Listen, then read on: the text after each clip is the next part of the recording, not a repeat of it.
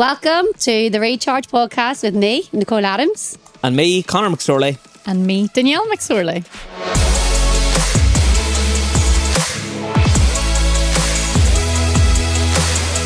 So amazing. Hello. Welcome.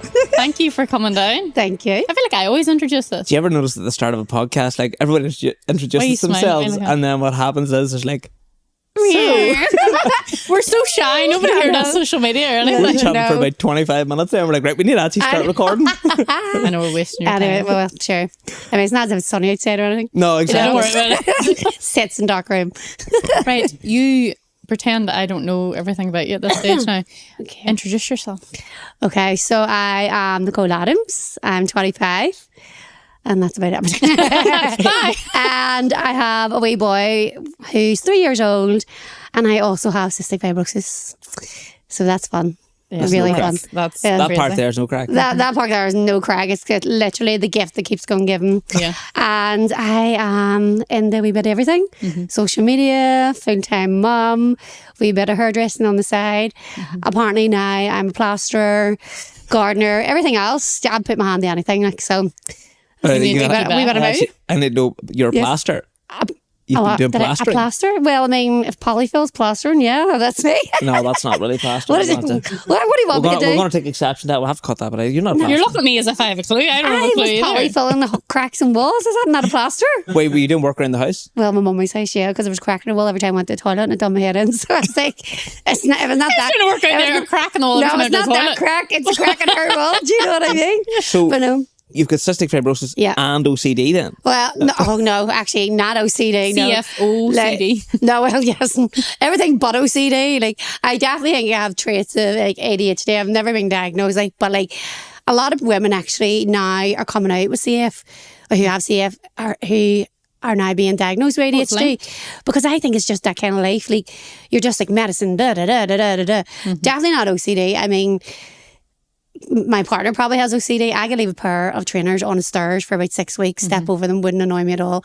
Probably grow dust balls and everything. But like, it's just like certain things. Do you know, I'm that type of person. Like, I'll notice something like that crack in the wall and it'll not annoy me. But then after a few days, I'm like, that's starting to annoy me. But I'll still not do nothing about it until the very moment that it needs to be done.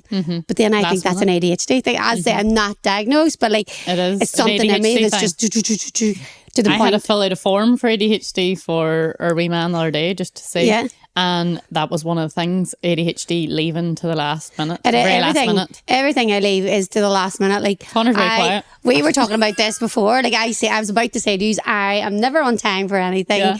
I literally get there with 1 wee second to go, although I was early the day. But it's kind of like, yeah, I actually watched somebody's wee TikTok the other day, and she didn't say about OCD or anything. I was just like, I cannot leave the house within the hour. And I went, girl, within the hour? What does she Like, do that? so like, say she needs to be somewhere for 6 o'clock. I mean, your girl here would probably leave at 10 to 6, knowing somewhere is 25 minutes away. Do you know what I mean? But she has to leave. Say she has to be somewhere 6 o'clock. She cannot leave like from 5. She will leave from like 4 because it's within the hour getting there. And I was like, That's that actually a would good way of being. it's a good way of being early all the time. Like, but I was like, gosh, that's I'm that could not thinking be me. now, we were at an event together, the cooking class. Did you arrive in late to that? Oh, of course I did. Did you arrive in? I I had a hair appointment that day. I actually did. Although I did tell him I was going to be late because I really wanted to go to it. But if you have never noticed, anywhere I go, I will arrive in late. And I'm just like, hey, I how used to you be late. doing? Aye, and you were Still late the am, first but- time we met. Always late. What was that Always. till? The Pride event? The Pride event. Always late. There And you go. well, actually, it wasn't too bad when at I was the just event the early. other week. What is it? I was just early to that I one. know, you're always just starting. Well, Well, if I'm allowed to be early, Connor is notoriously late. notorious. No. No, you think now Connor thinks because he's notoriously really late Yeah. that he's early. He's actually now just nearly Just on time. nearly on time. Nearly No, on time. Yeah. That's not true. Okay, correct true. me if I'm wrong, man. It's not true. I have made a big effort more recently to leave in good time. Okay. So what I would have done before, say I had like football on or something at 7 o'clock, and it's like, it's not 5 minutes down the road. It's usually about 7 or 8 minutes. Right. But I would have allowed 5. And I would have allowed 5 to get changed Yeah. and ready to go. So I'm like, 10 minutes to get ready at 10 to 7. I'll be grand. I'll be down there in Yeah. time. I'm down at 7:05. Where now, if I had football on at 7 or whatever, I would be getting ready around 25 to. Well, see, but this is me. I used to work in hair traffic in Belfast, and I started working at 9 o'clock.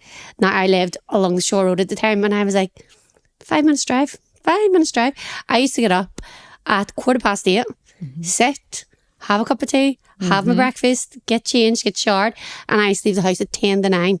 Now, parking in traffic, or parking in Belfast, as you know, like, I mean, I used to have to park up like Castle Street. I got there literally just at 9 most days. Never early. But even with school, started at 8:45. I used to get up 8:10. I used to have breakfast in bed. Like, I'm just taking my You sweet give time. yourself enough time, but you don't actually do what you need to do to the very last Do you know minute. what? Like, being a girl as well, like now, I've always said this in school, like, I would rather sit and have breakfast in bed. Well, not now, obviously, like, but when I was like a teenager, I would rather have like breakfast in bed, chill, before getting up, do my hair, do my makeup. Like, do you know what? We're now girls. I seen this thing the other day. It was actually girls from my old school, and they were doing like their leavers, you know, like, they're actually on TikTok. It's quite cool to see all the old teachers and stuff. And the girls had their lashes, their hair done, their tan. And I was like, girl, I just about brushed my teeth, but there was no hair straightening and all. Yeah. You were well fed, at least. The way we went to school, I was well fed. My mum used to give me Cocoa Pops in bed, and I loved my whole life. But the problem is too, when you did try and do the makeup, like we went through the awkward stage of makeup. Everybody's Elizabeth beautiful Arden, toasty beige, while blue eyeshadow or blue eyeliner. Do you remember that? They're all foreign to me. I don't know any of yours. You're probably better off not I'm pretty knowing. sure you said toaster in the middle of that. And Toasty beige. Toasty beige. It was the colour of the season. Breakfast in bed is a nightmare to me. Well, it's not toast what is crumbs it? going no, everywhere. well, it was just Cocoa Pops, but with warm milk. Aye, but Milk. even only sitting, 30 I can seconds in imagine the like microwave. having to, like, if you're lying, your feet are in No, front you of just sit out and then you pop your pillow up here and then you just eat it and then, you know, you put your bowl there. and then there's milk in your pillow when you go to sleep that night. It's terrible. No. That sounds like probably my not. worst nightmare. Although I'm not like, years ago I used to like, so I lived on my own years ago and I just worked constantly 9 to 9, being a hairdresser as you are. This is kind of before I got sicker. But I literally used to, my downstairs was like a show house. Like I just didn't live downstairs. I used to live like my bedroom, obviously, the shower, whatever. But I used to do like some hairs and all from the house, this, that and the other. I used to get a Chinese and eat it in my bedroom. Like this was, I was maybe about 1920. See, couldn't do it now. Like, do you ever like eat in your bedroom? I haven't done it in a Smell long of the time. Chinese once you finish, I'm disgusted. No, it's like I swear to myself I'll never have one again. No. When you've had it and it's delicious and then you're like, oh, it's rotten. Yeah. Never. And then about less than 24 hours later, what are you Chicken going for dinner? Chinese? Oh, love it. Absolutely love it. My head's racked here. It's like about eating food in Did your you ever bedroom. spill it? That is mental. You're bound to have. Not, yeah. And it will be wet and brown and everybody be going, oh, do you they ever go up to her room and be like, do you know, oh. see now, like my bed sheets are white. I love having white. I have don't know white too. why. Like Covered in tan right exactly. today, 'cause I Do you know put what I it mean? But if he's watching football downstairs, no, thank you. But I've got a Chinese. Actually, saying that I got a Chinese, and you know, had a wee plate, and now I'll put a tea towel on the plate. I mean, the plate's here. I'm here. It's so awkward because you're like this. Like, I don't even know why I do it, but it's because I'm not sitting down there watching football. Yeah, curry all over the bed. Oh, Not smell. alive. Haven't done it. That out. Haven't done it a long time because I learnt the lesson very hard because the bed sheets are just stripped in the bed. Do you know what There's no point happens cleaning for them bad us? boys. Or we actually have a thumb lock on our door, our bedroom door, yeah. right? And there is a key if you need it. Yeah. It's not a But thumb lock. Thumb lock is a thumb turn lock that you would have in a bathroom. he needs a diagnosis Yeah. of I don't. It's just people are listening. What is they're it gonna be then? What is it's it? a fingerprint lock, a fingerprint fingerprint door lock. handle. To open the door handle, use your fingerprint scanner. But with your thumb. So Aye, it's your kind of thumb. awkward. Or What thumb. if you want to walk over with your wee finger and do it? I don't know. But does it it only won't work with your if you've only thumb? programmed No. your two thumbs into it. How do you know? Because I done the programming. But I could do it. Well, you're ruining my story. So anyway, this is so our children don't get in. Because you know you have your makeup all sitting and you don't put it away properly and all this here. But somebody leaves it open all the time. Don't look at me.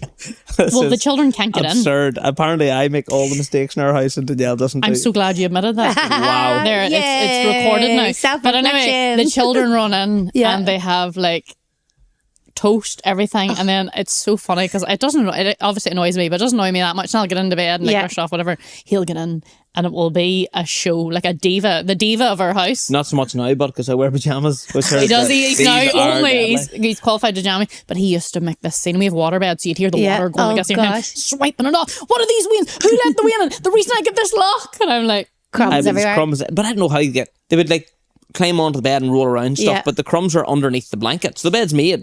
But somehow when I get into bed, know, the they've crumbs are definitely under been the on They there blanket. at get some in point. because it's heated. They get in, is it? Oh, maybe they do. I don't know. Which is fair. Like, But- they're allowed to do what they want. But I don't feel the crumbs now. 'Cause you get your Lads, I'm telling you, PJs. I've done. Jammies. When did I talk about this before? I don't Pajamas know. are a game changer. Nathan, you need to get pajamas. I'm telling you, they are incredible. You That's wear jammies, Nathan? That's a Just sign when of it's a like fancy They are day. your deadly. frontal lobe developing when you have to wear pajamas. Well, But didn't happen, then Connor. What age are you? No, what happened was Danielle made us wear the pajamas Oh, yeah. at Christmas time. the matching ones, matching. yeah. And then I got up on Christmas morning and was like, geez, I That was had a the wild best good night's night's sleep sleep. That ever. was deadly. You done a video the day just when it's in my head because he's the opposite. You're Kieran. You were like your favorite colors, the like bright neon. yellow, the I neon. love it. So and you were like, oh, he's going to hate it if we were at the same Yeah. time. See if I put something on, he will land up matching on purpose. Always has, Nicole. I'm not joking. Like if I'm wearing a leather jacket or something, he'll land up and be like, Yeah, wear one too. he wants to match. No. Like I- Kieran we done the whole even when Jammies. we had Chase, like when we had the dog, it was always like me and Kieran Chase. Mm-hmm. Then Colby came and I got the last year and he went, not a chance, not doing it anymore. And I was like, you're ruining my Christmas. And he was like, what's the point? No. But I don't mind doing the Christmas thing. Like, You love it. Don't say you don't mind. That man loves it. He's like, where's our jammies? He's like, no, jammies are not for me. So every time we would have done it, the jammies would have been away. And Kieran's but I missing do. out. I'm telling He you. is He missing needs out. to More get than jammies. that. You come into January because I am that person too. I don't want to wear them. Yeah. Any other time of year. It's Yeah. just in my head they're Christmas Christmas jammies. jammies. Even though we might never wear them again, Yeah. they'll be too small. Connor and like February rock Oh, up yeah, sitting right. in the jammies. Christmas But how jammies. long? I tell you what's wild good about it as well, right? There's two things. The first thing is sometimes I sleep with my arm under the pillow Yeah. and like the pillow between my. Hold on. It's given dictator. So the pillow's in there. Yeah. No, I'm not right. I'm a guess, right? And but sometimes if you sleep in breathing through that sounds so mental. Yeah. If you're breathing, sleeping through your if you're sleeping, breathing through your nose, right? Right. Sometimes my other arm's here and I can feel this draft from my exhaling breath in my arm, right? Nathan's laughing because he So gets you're it, wearing right? jammies to protect look, your but I made a breath from your mistake. nose. I made a mistake because I bought short sleeve ones. Oh, yeah. So I was in bed the other night going, why did I buy these? You need long sleeves. The voodoo event, he was wearing his jammy top. I was. Were was you? his That was my jammy top. I pajama can't even t-shirt. remember. I You like your swear. jacket on. Oh, shit. Aye, but the t-shirt Was your matched jammy well. I It was was, like, he "Y'all tried to wearing say it was this?" loungewear, and I was like, no, you should, that's your dead jammies. That was the on. second part. So wearing pajamas then, like on a Saturday morning, I would get up, make a nice coffee, sit and chill, look out over the countryside, just contemplate life, all that stuff until the winds get up. And then I'm now able to do that. Before I had to get changed into clothes that I would yeah. be wearing that day and it's not as comfortable. I can go up now and lie in socks and loungewear. They're not pajamas or That's loungewear. life changing that. I swear to God. Because before that, I was always just like boxers and You should t-shirts. try it over where I live, and you go to the shops and they're still in their pajamas. Oh my God, No, you but can't couldn't have leave that. That's it's mental. not. It's not for me. A certain time in the morning, I have to be out of my jammies. It makes me feel like, ugh. I was about like- to say I couldn't leave the house, but just realising I went for a full Yeah, event. with the t-shirt. you've already done that. No, do you know what? Like, see, when I used to be in hospital, so like with my CF, like I used to be in hospital, like I don't know, maybe twice a month for 2 weeks at a time. So literally 4 weeks. Well, a month is 4 weeks, but like, do you know that kind of period? But like, this is like before I got quite sick. So every time you get sick, you have to go in for IVs for 2 weeks. Like that's just the protocol. For like you, for instance, you would get an antibiotic for 2 weeks.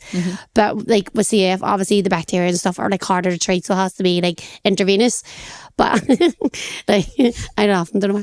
But obviously your jammies, your hospital, you want to lie there and feel sorry for yourself. See, when the doctors say to me, come in, you know, for a break. Going into hospital is not a break. You're woken up at all hours in the morning. Yeah. But my doctors and nurses very, very good. Used to leave like signs, you know, don't wake her up till after 9 o'clock. Loved that. Jammies, like I always wore jammies, of course. But see, in the morning I would have been up. And I would have been like a proper loungewear, like your tracksuits or whatever. I used to have my hair and makeup done, and they used to come in for like ward round, and I'm like, hello, and they're like, you all right? And I'm like, yeah. And they're like, you still sick? And I'm like, well, yeah, but do you know, it was that kind of thing. Like I couldn't sit in my jammies then or now. Do you know what? So much happened in my life. I think this is what we're obviously touching on earlier about the OCD thing and all. Like not so much, but like there's so much more to life than picking up a pair of shoes. I know. Yeah. Or, do you know, I can only go so much, like the crack in the wall, it will annoy me. But I'm like, there's just so much more in life than worrying about the small stuff, like sweating the small stuff. That was always the thing with jammies, where now I'm like, I wear jammies all day. I see when you become a mum and all, like, Kieran would come in at like lunchtime and I'm like, hello. And he's like, what have you done Hello, today? And I'm you. like, nothing so far, do you know, that kind of thing. I'm getting ready now. So I'm just about to go. Yeah, and On you're the cystic fibrosis, tell people what it is in case they don't know. Oh yeah. So 15 minutes of the podcast. no, We talk about the biggest thing in your life. People know. No, I'm joking. So it is a genetic, like I was going to say lung disease, but it is a lung disease. But a lot of people, when you instantly say CF, they think lungs, but your lungs, your pancreas, you know, your fallopian tubes, being a woman and a man, being I didn't obviously, it's literally anywhere where there's a hole in your body, we don't produce enough salt to break down soda, or the sodium of the salt to break down saliva in our body. So that's why it gets sticky and cloggy, and that's why it sticks into like our smaller ways. That's why a lot of us can't breathe. The likes of women struggling to get pregnant with CF because it's like blocking their fallopian tubes. Same. Actually, I don't know the correct statistics, but I think it actually is very close to 99%. Don't really quote me on that, but it's quite a high percentage that men with CF can't produce children because obviously, you know, they've their own tubes. they're well, it's their tubes as well, but it's actually not their tubes. So when you are a baby in your belly and you're being created by this whatever, it's decided in the belly that if it's a boy with CF, that it can't obviously produce. You know, that Even kind of way. before the boy's born. Wow. Even before the boy's born, yeah. So I honestly don't know why there is obviously logics behind it, but I just don't dive into that too deep. But yeah, so I just call it the gift that keeps on giving. As I was saying these earlier on, I have CFRD, which is cystic fibrosis related diabetes, because my pancreas, obviously the mucus has blocked my pancreas, so my pancreas can only work a certain way. I don't absorb fat from food. So a lot of people with CF would be like malnourished. And they have a cough. Thank you. But yeah, so when I was born in 1981, I know, so young. You're older than me. But like my mum was told I was very, very lucky to live till I was 10. Do you know, and back then, the cutest baby ever born. I mean, but my brother is just nearly 2 years older than me. So my mum had Lee, then had me, and then was told, bam, this baby has CF. Like, Were you the first in the family? So so like with CF, it's your mother and your father have to have the gene. So if my mum and my dad, which they did, had the gene, it's a 1 in 4 chance that one of your kids. Well, I was always told 1 in 4.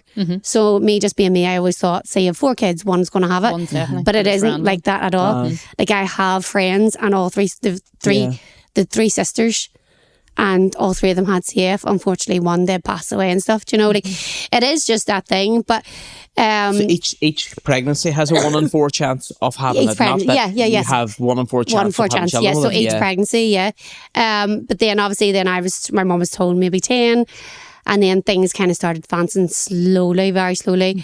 You know, I got to 10, but I will say I was a very fit child. Yes. I went 20 odd years without telling anybody I had CF. Wow, did you? Friends and family knew. Teachers and people that needed to know. But I would never physically say cystic fibrosis. And I'll never forget the girl that does my lashes, my friend for years. And I can't even remember why we were talking about it, but like I was lying to get my lashes done. She's like, Nicole, and I was like, yes. She's like, do you have cystic fibrosis? And I obviously getting your lashes done, your eyes are closed. I literally sat up like a spirit left my body, and I was like, what do you mean? And I used to do humours and all, do you know, hairdressing, and I was doing this girl's hair, of course, with a cough. You'll never lose me, by the way, because it's like, do you know, it's like it's such a distinctive wee cough. Do you know, like I could be out and I hear someone cough and I go, FCF, strange. But like I used to do this girl's hair, and she's like to me, have you ever heard of cystic fibrosis? And I was like, no. Have you? She's like, yeah. Like, do you know, I was like, no. I'm a terrible liar, by the way, terrible liar. I try not to lie as much, you know, I mean, white lies and this, but like, and just kind of the more I got older, I was taking more time off work. I'd say I was a hairdresser. Clients were like, what's wrong with me? I was like, it's just asthma, don't worry. And then I went to Thailand when I was 23, and travelled, finding myself, you know, all that. Didn't find anything, but any good stories from that? We'll keep them. You do after the pod. Yeah, after the pod. But yeah, and then kind of after, I was there for 4 weeks, and then after like the third week, I started getting a worse cough, and I was coming home anyway, and I went to clinic one day, done like a sputum sample. We'll not get into detail, but you know, and they never rang me ever. And this was years ago. Like I was 21 at the time. And I got a phone call. How are you? Why? Why are you ringing me? It's so weird. Why? Just something showed up in your sputum sample. We think you might have TB. And I was like, I have my BCG. I haven't got tuberculosis. No, just kind of like. And they were like, well, something's come up. We need to check it. Checked it again. Couldn't find out what it was. Brought me in the hospital. I was in for 2 weeks. And within the 2 weeks, I think they tried nearly 20 odd IVs, different IVs, in and out. And whatever that was in my lungs, it never went away. I am 35 coming in August, and it's still there. What is it? So it's a thing called cepacia. So it's like a bacteria that grows. They can grow in your lungs, but like because my lungs are so damaged that obviously with the mucus, this is kind of the thing. Like with the mucus, like if you or you know your cells have an infection, you get your antibiotics. It clears quite quickly, and that's fine. But with our lungs are so damaged that it takes longer. But with the mucus there, because we're not clearing it constantly, well we are, but it just regenerates. Regenerates over and over again. The bacteria just sticks. It's like a nice wee home. I'm happy here. I'm not leaving. And I mean 35. I mean it's what, nearly 13 years it's been there. But from then I get sicker and sicker and sicker.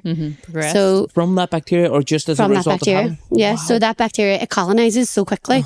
So I mean, I don't know if we want to get descriptive of the pod, you know, but do you know the way like Chinese carton curries, like curries and stuff, I would have had to bring stuff up in them about 6 a day, to the point we were having to weigh them in grams. Do you know, that's how much, because it was just colonizing. The more I get rid of it, the more it was put in, and the infection was spraying around, to the point I was living with a 19% lung function, and that was me working full time.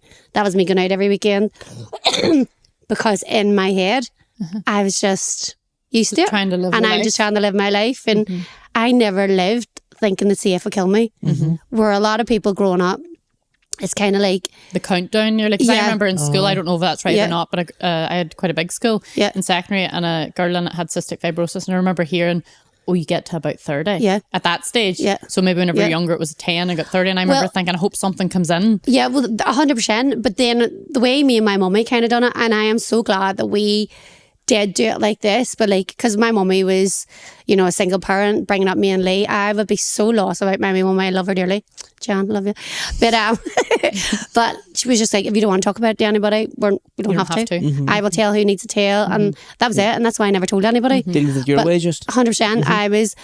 I am that person. I'm out of sight, out of mind, and I will always live by that. And it's not necessarily always a good thing, but if I think about CF and I think about like what it does, and if I'm going to die at 30, I will just deteriorate like that. Your coping mechanism. Do you know, where it was always my Achilles heel until I started getting obviously a bit more sick, and then came 2029 or 2029. We're not even there. 2019. I had took sick. When was COVID? 2020. 2020. So 2019, I took sick in the November Christmas market. You know, as you do, we're drinking our strawberry pints, and I was like, I don't feel well. Just suddenly? I kind of wasn't feeling 100%. I had a sore back and just didn't feel right. And I says to Kieran, I don't feel well. And he's like, do you want to go home? I could not walk from the city hall to our car. We were parked like in Belt, like near Duns or somewhere like that. And I was like, I just can't breathe. I've always been short of breath, but I've never been able not to breathe. And I got in the car and I was sick everywhere. And Kieran was like, what is going on? And that night, I remember nothing. Wow. I think, like, well, obviously I was told, but the doctor was rang, obviously had to wait in an ambulance. I was septic. Just the infection spread so fast through my body. And next thing I woke up 2 days later, I was in the Royal in Resus, and then woke up in the city hospital, and all my nurses around me, and they're like, Nicole, we've never seen you like this. And then it just went downhill. But at this point, there was that drug that we were telling you. So there was a drug. Back then it was called Trikafta. So it was like American licensed. But it was only being given out by the drug company through compassionate grounds. And we had applied for it, and I was turned down because they said I wasn't compliant enough. I mean, What? What? Well, do you it was mean by more that? like she doesn't take all it, because I used to be like the doctors, yeah, I take all my tablets, yeah, I do this, and they were like, so you haven't ordered anything from the chemist from 2002? And I This was is why like, you're an awful liar. I was like, that is just, I picked it up last week, you know. Yeah. The doctors are there to give you advice, to help you. When you're a teenager, see, when you go from a children's CF clinic, they wrap you in cotton wool. They're Aye, so till the lovely. adult. Till this day, I still see them all. I love them. But when you go to adult, you're like, you're adult. Deal with it. Grow up, put your big girl pants up. Do you know, when I first went, I think it was about 16, 17, and they used to be like, what medicine you take? And I used to go to my mummy. Answer. Do you know, I hated it. Where now I'm like, whatever. Like I do. Like, they're so good. They've been there my whole time. But yeah, so the drug, they said I wasn't compliant enough. By this point, So what they meant by that, Nicole, sorry, just is that you weren't taking your medication the way you were supposed to take it. That I didn't deserve it. I don't think deserve is the word, but like they were like, there's probably someone out there who is more needed. The protocol was followed. The protocol. as such. That's it, because obviously there's a lot of red tape. Yeah. There's a lot of paperwork. There's a lot of this. There's a lot of. But I mean, we might need to cut this out, but we'll tell. So I was so sick at the time, and my friend had skin cancer, and unfortunately she's passed. So, but she was taking THC. And I mean, at this point, like, I was very unwell. I had no hope. I mean, I had hope in myself that maybe something that'll happen. Yeah. But my friend was like, do you want me to bring up a THC? It might help you. It's really helped me. I was like, right, okay. So I was obviously sitting in hospital. THC, I don't know, it's illegal. I don't know. Yeah, THC's... but this was made from a pharmaceutical.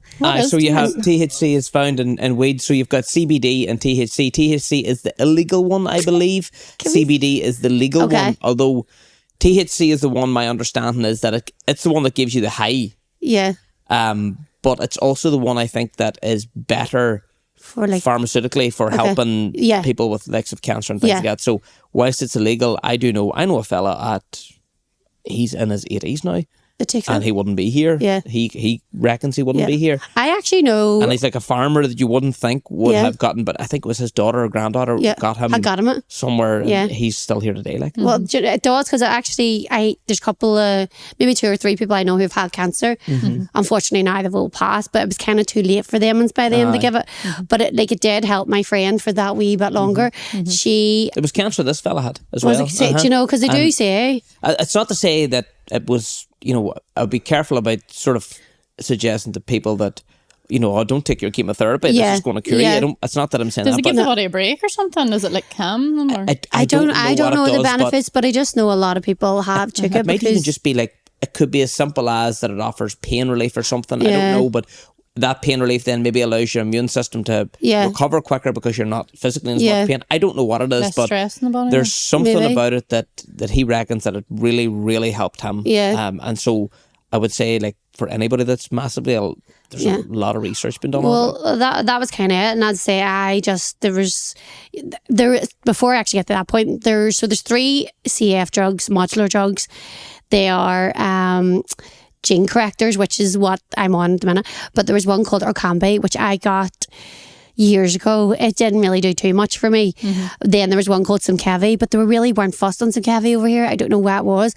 But because I got turned down for the Trikafta at the time, they give me Simkevi. But what those drugs do is we have a faulty gene. That faulty gene is what doesn't break down the mucus in our lungs or in our whole entire body. But when I took that, because I was so ill, it just activated too quickly to the point I had too much mucus in my lungs and I couldn't breathe and I was coughing blood and this, that and the other. So I had actually had this drug, but I really needed the Trikafta, because there were so many brilliant stories in America. This is what I felt like I needed to stay alive. But as I say, my friend brought the THC up and it was in the skinniest wee kind of thing, just like tiny bit, half a grain of rice. And I got it just come out so fast. And I was like, oh, fuck. Bye. So that was fine. She left and that was fine. And I can't really remember what happened later on. But I went to sleep. Next thing you know, you were walking the block. I went to sleep and I went, what the fuck's going on? And I was like, the whole room was spinning. Like, the nurses are coming in. They were like, you all right? And I was like, dead on. I FaceTime my friend, and I'll never forget it because she screenshot it. And I was like, this on my phone, and I was like, I need help. And she was like, Nicole, what? And I was like, I don't know what to do. But then I started panicking. So when I was in hospital, I'd never took a panic attack. But they used to put the big oxygen mask on me rather than specs. And I don't know what it was. I used to take really bad panic attacks. Trigger for so I was like, I was actually rocking. I was like, so a wee nurse came in, bless her, will not mention any names, because she was like, Nicole, I think you're whiting. And I was like, I don't want to white in. She was like, listen, we'll sort it out. We'll do it, So it was an eventful night, but I eventually went to sleep. God, like, bless her, she had marks in her arms because I was holding her that tight. I was so scared. And then my friend was freaking because she was like, what is going on? You want to smell the room? It smelled like a grow factory. Like, it was so strong. And that was eventful. But the next day, I obviously had to tell my doctors what we're going. They were like, just get rid of the medicine, just get rid of whatever that is. And we'll sort it out. But that was an eventful time. But so we were saying there a minute ago about how it's like people reckon it's really good. You're saying, no, it's definitely not. No. Well, half a grain of rice. I probably took like 3 grains. But doing a shot. I remember my family coming, and I was just kind of like sitting on the bed like this. And everyone was talking, and I was like, shh. The whole room was just like, and like everyone was like, you all right? And I was like, shh. It was like my jaw and everything. I just was clenching my jaws. Like, I could taste smell. It was the strangest. Never again. See people going to them. What do they go and do? What do they call it? Ashwanda. Ayahuasca. Ayahuasca. This is like your experience in the hospital. In the hospital, but after that, my body just shut down, and then as much as that's a funny story, I ended up in ICU because the amount of oxygen that I was on the ward wasn't enough for me to be on. Did you have 11% lung? So I had 11% lung function at this point. Like, that's both my lungs working 11%. Like, you were on the way out. I actually, I was, it was.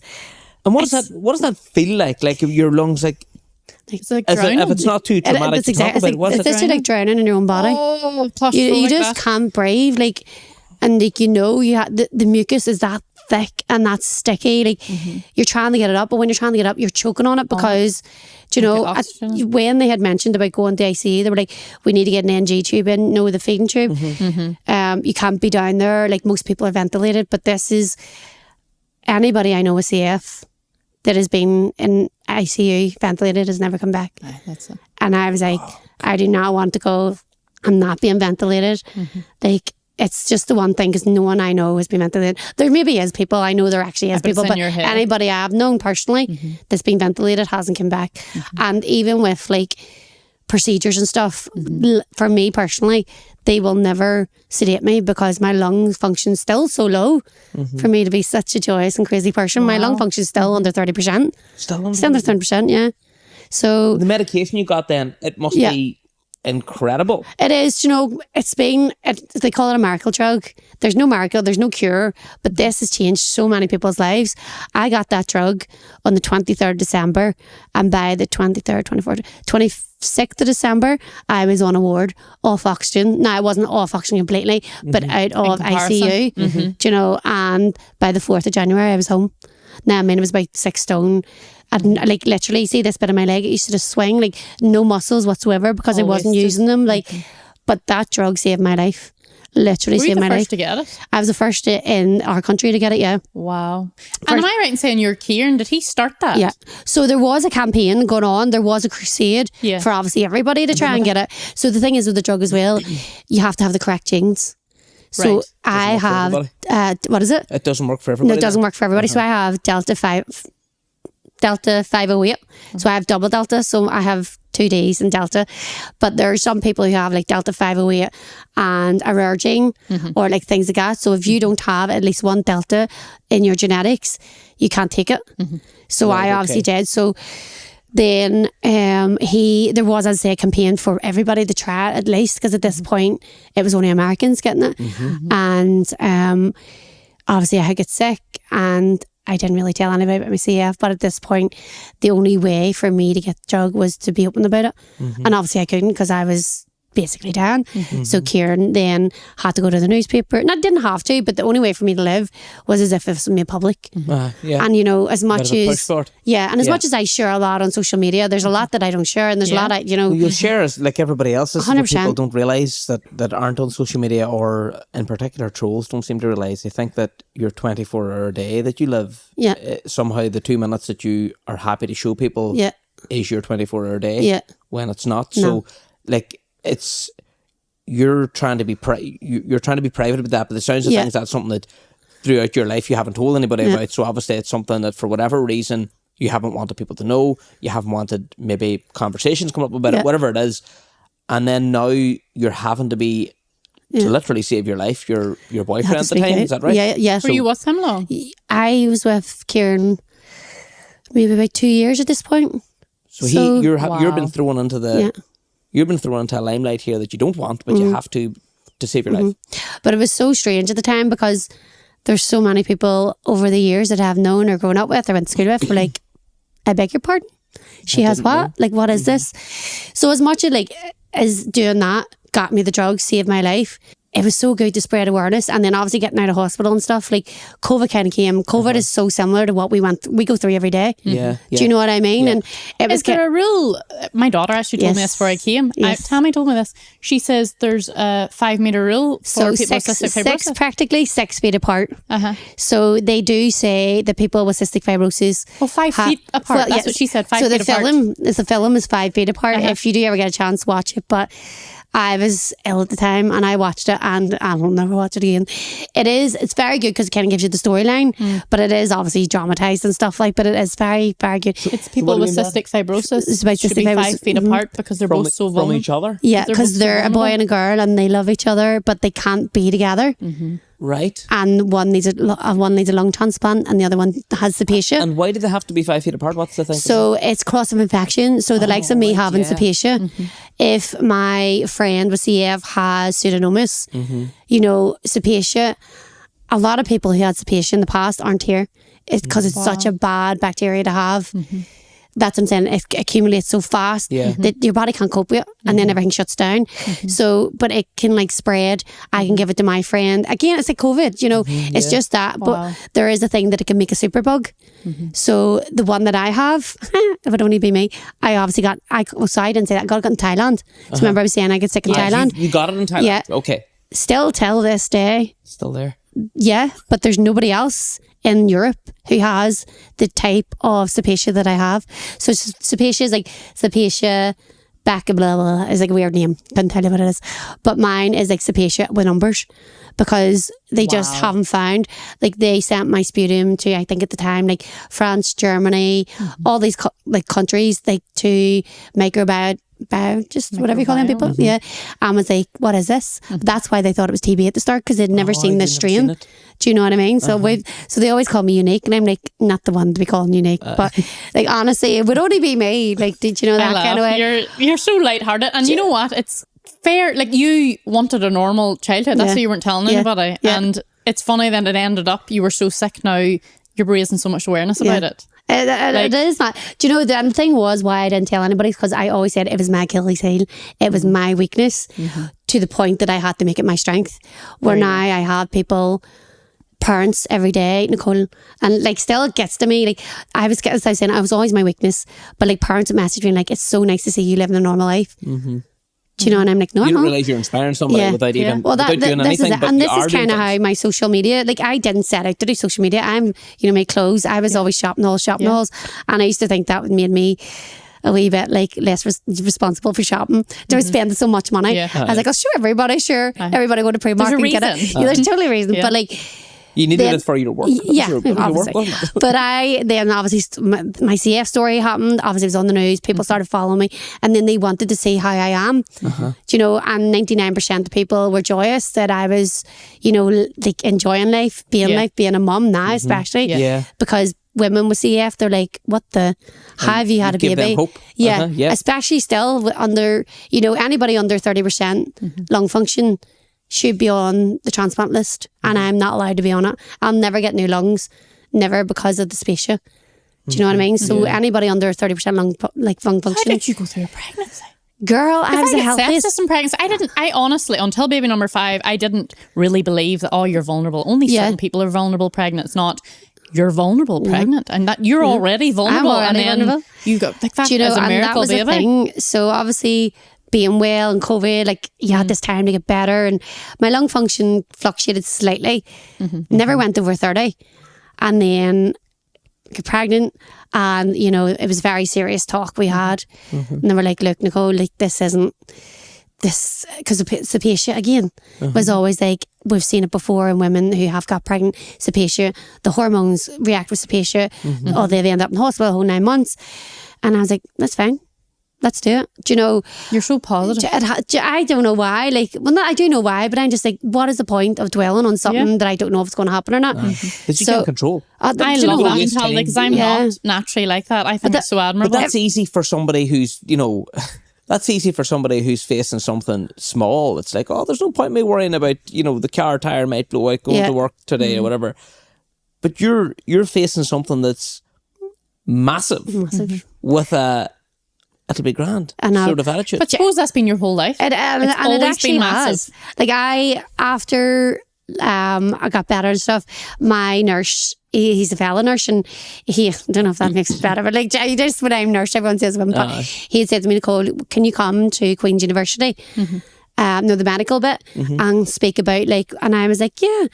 And he was I started telling him, and I obviously did it and came back, and he was like, you just talk about that as if it's nothing. And I was like, sure, I'm here, tell a story. And he's like, there's something wrong with you, like you're mad. And I was like, you know, but that's in the past and this is now. Like, I don't know why I would see myself as a positive person, but like I just feel like there's so many people out there that are negative. I'm just like, you can't argue with stupid. We talked about this. Positivity Do you know has what I got mean? you to here. 100%. Even the fight you have, and you're like, no, I'm not being sedated, I'm not being 100%. intubated, I'm doing this.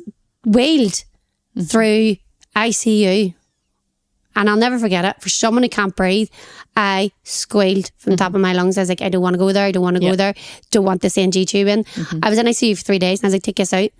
And I mean, I couldn't eat, but I was like, take this out. I will show you that I can eat. And I tried my hardest, and I did. And I just didn't want to give up. Do you know what I mean? Like, I just didn't want, and I am like, my wee family's so small. There's literally me, my brother. My wee granny passed away. She'll be 3 years this You're year. very close to your granny. Yeah, she was 98. She was she was unreal. Seeing the video, you telling her you're pregnant. Oh my broke God. my I already heart. done my makeup. No, watch it. She broke my heart. But my wee mummy and all too. And my mummy's had her battles too. Like my mummy's been very unwell, still is unwell. And I'm like, if I give up, like I am the glue. I'll probably say that. The glue that holds my family together. Like if I give up, I know you're a wee man watching you. and now I have another reason, do you know, that kind of way, like too. So, And one thing I want to ask you, Nicole, is, and you don't have to answer on these questions either, do you find now that you started speaking about it, right? And you've started raising awareness. Nobody wants to get up in the morning and have to raise awareness about something or talk about something like that. That's It's usually hard. even if you're facing that with the positivity you're facing it with, it's still not easy to talk about something like that, right? No. So do you find that, like, this is different, but like we had the same sort of, we had to fight with the EA to try and stop them from cancelling what do you call it? saying summer scheme. Yeah, the Send Summer Scheme. And so they reinstated it, and everybody thinks, oh great, they reinstated, that's it done. I'm like, no, it's not done. no. This can't happen again. Yeah. And then I feel like there's responsibility then to keep chasing that till the end, until it's sorted. Yeah. But I don't want to. I don't want to have to do any of that. I just want to get up in the morning, And just, have a coffee, go do my work, play a bit of football, go to bed. I don't want to have to do any of these, writing emails and all that stuff. Do you find that it weighs heavy on you having to do the awareness stuff? Or is it something you just kind of, I'll do a bit of it now and again? You mentioned there, this is kind of the second part of that question. You mentioned then Kieran, who, what I'm amazed about is, not that I'm amazed about it, but you were going out 2 years and this is something, and I'm sure at that stage Kieran obviously knew, but then he's thrown into having to raise awareness, which is really, really difficult for him as well. I don't know Kieran's character, as in like maybe he's somebody who's like, no, I don't mind doing that stuff, it's easy to me. But I don't think that's really easy for anybody to do. How do you find that, and how did Kieran find that? So for Kieran, I have knew Kieran from I was about 16. And we went to beach club. So we all met each other in beach club back in the day, you know. And he knew me for years, run about, you know, used to be in the back fields drinking the outsider and all what to do. Sorry, Mum. And never knew about me, ever. Right. And again, because I never told anybody, I was a dancer back in the day. I used to dance in the beach club, shake my shimmy, you know. You wanted your normal. I just didn't tell anybody because I just never wanted anybody to see me different. Yeah. Because when I used to tell people being a hairdresser, spraying hairspray, open the windows, you can't breathe. And especially before there was a drug. Because they were like, we're going to you know, cause worse. And I just, not that I hate it because people do sympathise, but I'm like, don't worry, I'll be fine. You know? You don't want their sympathy. Yeah. So I obviously, then me and Kieran, as you do, when you're kind of that wee bit younger, he moved to Manchester for boxing. Kieran was a pro boxer. Right. And he actually retired because he had to look after me. So God love the poor child. This man loves you. I know, he loves me dearly. But we went on a drive and I had a cough. Surprise, surprise. And I went, I'm going to tell you now, I have cystic fibrosis, don't Google it. And that was it. And I ended up in the hospital a week later. Giving you much day. Don't Google it, I'll show you instead. That was basically it. And like at that point, we weren't even like meeting or courting or anything. He just never left. And that was it. So he kind of got to know the whole set, but he just took to it. And like, obviously when I was unwell, like, he done so much and so much behind the scenes as well. He's not a very like public person. Do you know? With his boxing, he was because he was promoting his boxing. This, that, and the other. You have to again. Yeah, it's something but you have to do. Private life and stuff, he wouldn't really, but he had to then. And he done a lot for a lot of people, not just for me. Like him pushing around your granny too. I know. That. Oh, my granny adored him. Wheelchair, he was pushing her everywhere. My granny adored him, honestly, and he adored her like too. But so I think like for him, it just came naturally. Do you know what I mean? And see now, like, so you went through that. It's not a battle that you've just came over. It's not like it's not like cancer where if somebody has cancer, obviously they're in remission, so it's not that they're cured or whatever, and they have to get their checkups and things like that. But you kind of, and there will be something hanging over people with cancer where they're thinking to themselves every time they go for that appointment again, I wonder is it back or whatever. But with yours, the work is never done. You're constantly looking at new drugs, new things to improve your quality of life, extend life, all that. And I'm sure Kieran is too. And then with all of doing that for yourself, then you're also raising this awareness constantly. Like, that's something that has landed on Kieran's lap and your lap that you didn't ask for. How do you find that? That's kind of what I'm trying to... I don't want to say it's hard because I feel I need to do that for the people who fought for me. Do you know what I mean? Yeah. Like a lot of people fought for me back then. They wanted me to get better. They just wanted hope. And that's the thing I found when I talk to a lot of people, especially mummies and just people would see after, like, Nicole, you give us so much hope. You give us so much hope. Like, we're now 6 years on and I'm actually on a new drug, by the way. Like, I'm on another drug. So there's been two massive breakthroughs in such a short space. I will say, I want to touch on this. I was saying, when it comes to like spreading awareness stuff, I try to do it. I maybe don't do it as much on social media. I do stuff. I do, as Chandler banging me all the time. But I would do a lot behind the scenes. Because sometimes back then, not a lot of people knew what CF was. No. Do you know? Like, I thought lung. Yeah, well, loads of people think lung. There is still people that don't really know, but you know, I used to shout it from the rooftops. But then COVID was happening. We were shielding. People didn't understand why we had to keep away from people. Do you know? But it was so, for me, I was like, but how you are living in COVID? That's how we've always lived. Do you know? People are dying, which is so sad. But so many people with CF have died with the same thing, and that's not to be thing. But what I will say, like, I wouldn't say it's hard for me to raise awareness, but there has been a situation, and I don't know. It's not recovered. So we are part of the Belfast Trust. So our clinic is in the Belfast City Hospital. And when we used to get ill, we used to have to go to Ward 8 in the City Hospital. But with COVID, it turned to Nightingale, and then that was a COVID ward, and we were all shipped. Yeah, we were all shipped out. you can't come here, no room in the inn, do you know, that kind of way. Like, and it was no disrespect to our nurses and doctors, because they tried hard to try and keep those beds. So we ended up going into the Royal. But I, of course, because I am unique, I was never allowed on ward 8 because, yeah, I was infectious. But I'm not, you know. Yeah. But to other CF people, if they caught that, they just never knew what the repercussions were. So we now go to the Royal, which doesn't, we knew all the nurses.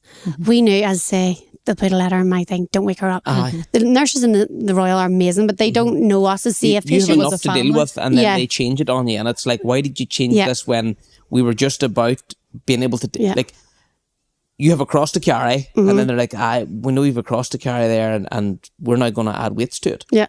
Well, it was kind of like, you've got this miracle drug. You aren't in hospital as much anymore. So if you aren't kind of there, we're going to use your space. Do you know, that kind of way? Like, maybe that wasn't the overall reason, because obviously there's a lot of red tape and whatever. But that was it. We weren't in hospital for 2 weeks, every couple of weeks now, the way it was. So we go to the Royal, and the nurses are brilliant in the Royal. I can't fault them.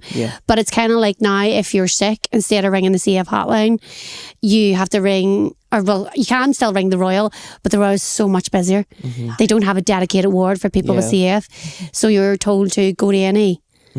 Go to A&E, you're sat for 9, 10, 12 hours. Wow. A&E's full of sickness. And that kind of thing. But what I will just want to say, like, my friend passed away, and she just had a baby and died 2 weeks later because she couldn't get a bed quick enough in the Royal to treat her before she had her baby. And it sickened me. I actually ended up in hospital while she was in ICU. And, you know, I was asking my nurses, please tell me she's okay, but obviously confidentiality, they couldn't. And it was terrible. Like, I was in hospital knowing she was on the floor above me, Dan. They couldn't do anything. And obviously she passed away. It was terrible. The wee baby, as I say, was only a couple of weeks old at this point. And I had to sit in hospital and watch her funeral on my phone. Do you know, it was horrible. And from then I was like, do you know what? Like, CF has took so much from me. Like, it's the 6 feet apart. That's why you call the movie 5 feet apart, because they want to take something back from CF. Do you know, it's always like, you can. And when she passed away, I was like, do you know what? I wrote to DUP, because obviously I'm Newton Abbey. I wrote to, like, any politician. I wrote to Stormont. I wrote to the Belfast Trust. I wrote to the CF Trust, and still we're no further, like, off even a ward. Now, we aren't as sick as often, but like, doesn't mean we don't have CF anymore. There's some that can't get the There's drug. some that can't get the drug as well, because they don't have the correct gene, which are still, you know, in hospital quite a lot. Even with this drug, we still need the same antibiotics. We're maybe just not as often. And your lung function didn't increase. It's still less than 30%. Some people be so surprised, because see, when you have CF, the one, if we are like all CFers, like, they're like, what's your lung function? What's your lung function? Well, this is the question. Do you know, that, and I hate it. I'm like, I don't talk about it, but it is under 30%. It is. But when I say that, people's like, I beg your pardon, and I'm like, I get up every day. I change my child. I get my child ready. Like, I do this. I do that. Yes, at the end of the day, when I close my door, I'm exhausted. But that's the life I've chose to do it. And I've always said to my mum, if I die tomorrow, please know I've died happy. Do you know what I mean? Oh, but you're amazing. You really are. You're so positive, and it's just so hard. It is so hard. Like, especially after that thing happened with my friend, I was like, something needs to change. Something's got to give. She didn't have the correct gene, so she didn't have the drug. Couldn't get the drug. Do you know? So back then, before all the drugs were, the protocol was going to hospital before you have the baby, and she didn't get in time, and she had the baby. And it's closer than a friend, you have a community. We're all on the beds together 100%. Weekly, every couple of weeks, and you knew each other. The nurses knew you. 100%. We all know each other. And it's so funny, the nurses that look after me aren't even CF nurses. I had to go up in Reno. And obviously I don't see them anymore as nurses. But I see them all the time at raves or at something, and then you're swinging around each other's necks, and it's just brilliant, like, you know, to have that kind of camaraderie where with my nurses, they still have to be professional. So when I see them, I'm like, hello. Nice day out there. Do you know what I mean? Like, where the other ones, I'm like, do you know? It is such a community, like, and it is, and I do love everybody in the community. It's hard to sit back and watch each other suffer, but things are looking better, like, so. And what about this new drug? Yes, so I was gonna say, what do you call it? God, I forgot. I want a new drug. This is a new one. This is a left track. So with Kaftrio, Trikafta, then was licensed and was called Kaftrio. So Kaftrio, you would have took 2 tablets in the morning and 1 in the evening. Where a left track, you just take 2 tablets in the morning and away you go. Swing your ding and shake your hips. You're at you. It is the same component, but it's just so much easier to eat. It's a nice meal. You sitting in the breakfast bed. Yes, Cherry with my warm cereal. But yeah, just 2 tablets and away you go. And it's working well. It is working. Now, I do still have this wee bit of a cough, but that's just CF in general. Do you know what I mean? Like, probably just need a good bit of physio. Get the day through. But and then you had another to add on. The skin. Topical steroid withdrawal? Well, so we still haven't actually got a diagnosis, but I actually think now it was steroid rebound. Rebound, I'm very posh. You never seen it, did you? Do you have a photo of it? Oh God, you don't even want to see this. It is that. See, when you fair play to you posting about that, because I genuinely was scrolling and went, oh, "Wow, that is so sore looking, so bad." Now there's a whole big. Like you have been put through. Like I don't even want to. I don't even know. You can. That's not even the worst of it. Like, but it kind of just goes on and on. It was like burns. Really sore looking. It looks like really bad sunburn nearly. Literally, like wow. It just get worse and worse and worse and worse and worse and worse and worse. To the point. How long did that last?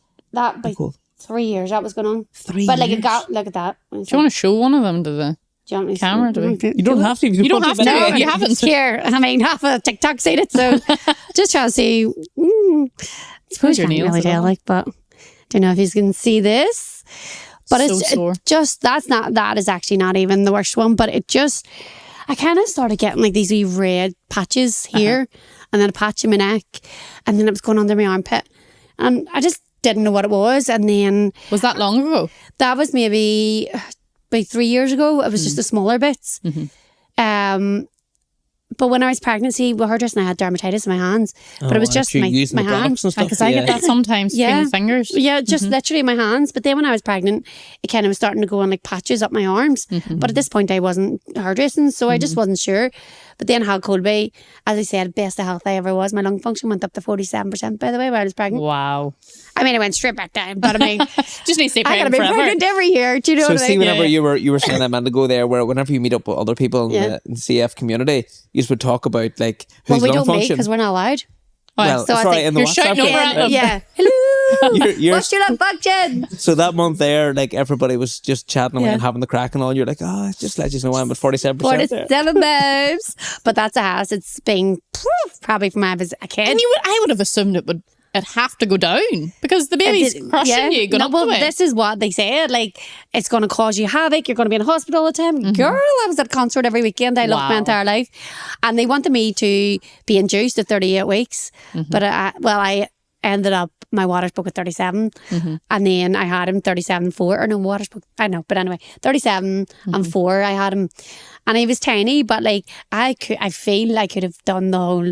What about birthing? Did you have a section? You weren't allowed. I loved it. I done the natural way, and that didn't put more pressure like birth. No, didn't have oxygen. Like, wow. I think I really enjoyed my pregnancy. Like, I'll give birth. I loved it, but I think because I never thought I'd be able to do it. You are a powerhouse of a person. I love it. Now I had an epidural. Like, I'm not that good, but like, I mean, adversity, you were on through it. I loved it. Like, there was an incubator now in front of me, and I could see everything. It was like a dark hole of terror, but I could see it. But like, I loved it. Loved it. You're incredibly strong. Yeah. Like, you're not just from a mindset point of view, but like, people can have a mindset on how they want to be, I'm going to power through that or whatever, but like, without you just go straight through it. So, I mean, it catches up on me. I think, see, with my skin like that too, I think that was a lot of coming out in me. Do you know, when I get stressed, I'm not a flapper, because if I do, then I find I start to break down. Not break down, but like, my walls start to break down, and then you can see weakness in me, and I won't allow that to happen. There will be. I am vulnerable. I can be vulnerable, and I will. Everybody can when you're comfortable.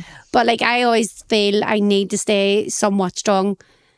But when my skin started to do that, or started to happen, they had it down more to stress, and it was because it was coming out me internally. I know somebody, I'll not say who it was, but years ago, their whole body, like their entire body, just like went red and started peeling all their skin everywhere, and went to the doctor and didn't know what it was, and then eventually they worked out that it was stress, and they were they would come into the bath and they're telling me they put cream on, and the cream would just disappear into their skin. That's me. That see what you're all over your body. That was now I only show my face, but that went from my it's called red sleeve syndrome, where I was literally see if you touched me, you would burn. The heat used to come off my body. And that was another thing they said, they were roasting hot, but they're the moisturising cream. They had this really thick cream, and it would just disappear. Same. Okay, so we were actually speaking like last week or 2 weeks ago on one of the podcast episodes where so silly, I'm not really doing it at the minute because I was hungover at the weekend and I did eat chocolate, but I was telling myself that I don't eat chocolate rather than saying I'm off chocolate, because chocolate's I love chocolate. He said it like, I don't eat chocolate. But it was affirmative to me. It was like, if I'm saying this, then that's my mindset, I'm going to do it. And it was working done for like 5 or 6 weeks, whatever it was. But you're living in a constant state of that by the sounds of things, because you're basically saying I've got CF, but I am not CF. Yeah. So I'm going to beat this. I'm going to. That's my your motto. New phrase. That is my motto. Do you know what I I mean have by that? CF, It's but like CF doesn't have me. Exactly. I've got this thing. It's debilitating. It's hard to deal with, and I'm going to make it work. 100%. That's kind of your attitude. But that's okay until you get beat down a number of times. Yeah. So then you're beat down because something happens. You're in hospital. You're in ICU. You're beat down. It's another kicking. You come out of that. A year or two later, then your skin starts breaking out. You're another kicking. There's only so many kickings a human body will take before you're going to go, I don't want this anymore. I just gave up or whatever. So like, is that where was the skin breaking out? A bit of a breakdown internally for you in terms of this is starting to How much are really you gonna land on me? I think so, because again, CF, you look at me and you think, she's a fine woman. You know, like you would never know that I'm sick unless you might cough. No. But see, with my skin, clear to see. Yeah. And the first thing people say to me, oh, your skin. Yeah. Where they're going to go, oh, you're CF, because I can't see it. It's invisible illness, you know. Yeah. I do think a lot of it was to do with stress, because I live fight and flight. My foot is on the throttle 24/7, and I think I was just starting to slowly take it off because there's cracks. Can't tell you what the cracks were, but they're just get the point. You doing the same as well. I know, like the polyfiller, but like put it on me. I know. Should have.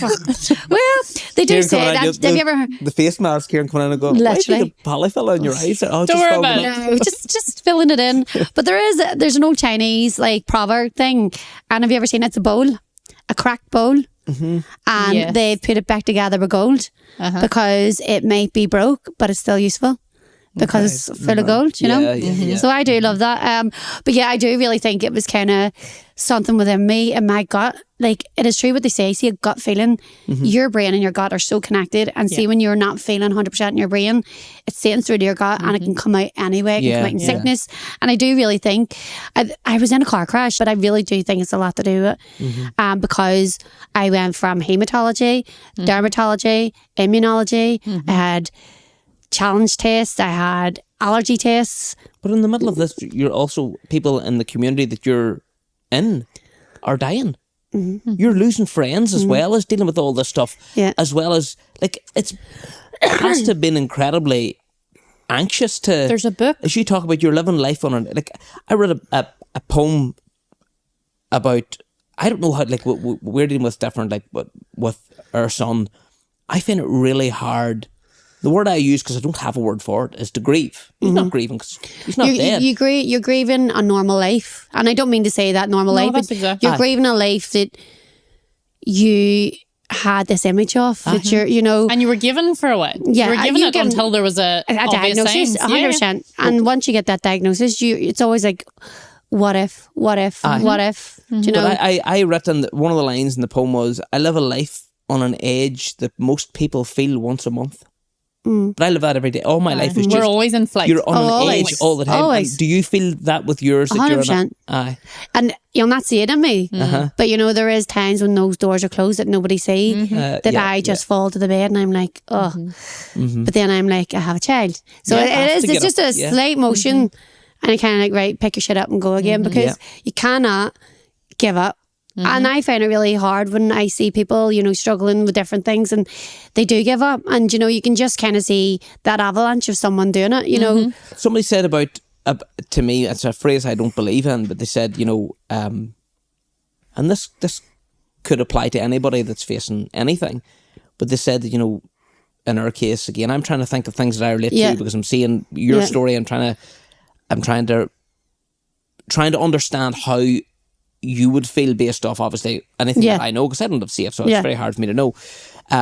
But somebody said, you know, special children are given to special parents. It's not something I believe, but I think what they're actually trying to say is that only people that are kind of strong enough to deal with it will be given that card. Well, you saying that special people have said that to me too, or well, about my mum and stuff, but it's like they're given to the strongest people. Stronger people, aye. Because my mum, for a single mum, she like my mummy, bless her, she had cancer when she was 17, was told that she couldn't have kids, and then had Lee, the golden boy, and then had me, the sick child, being told she was going to die when she's 10. My mummy is, oh my God, she's amazing. She's amazing. Yeah.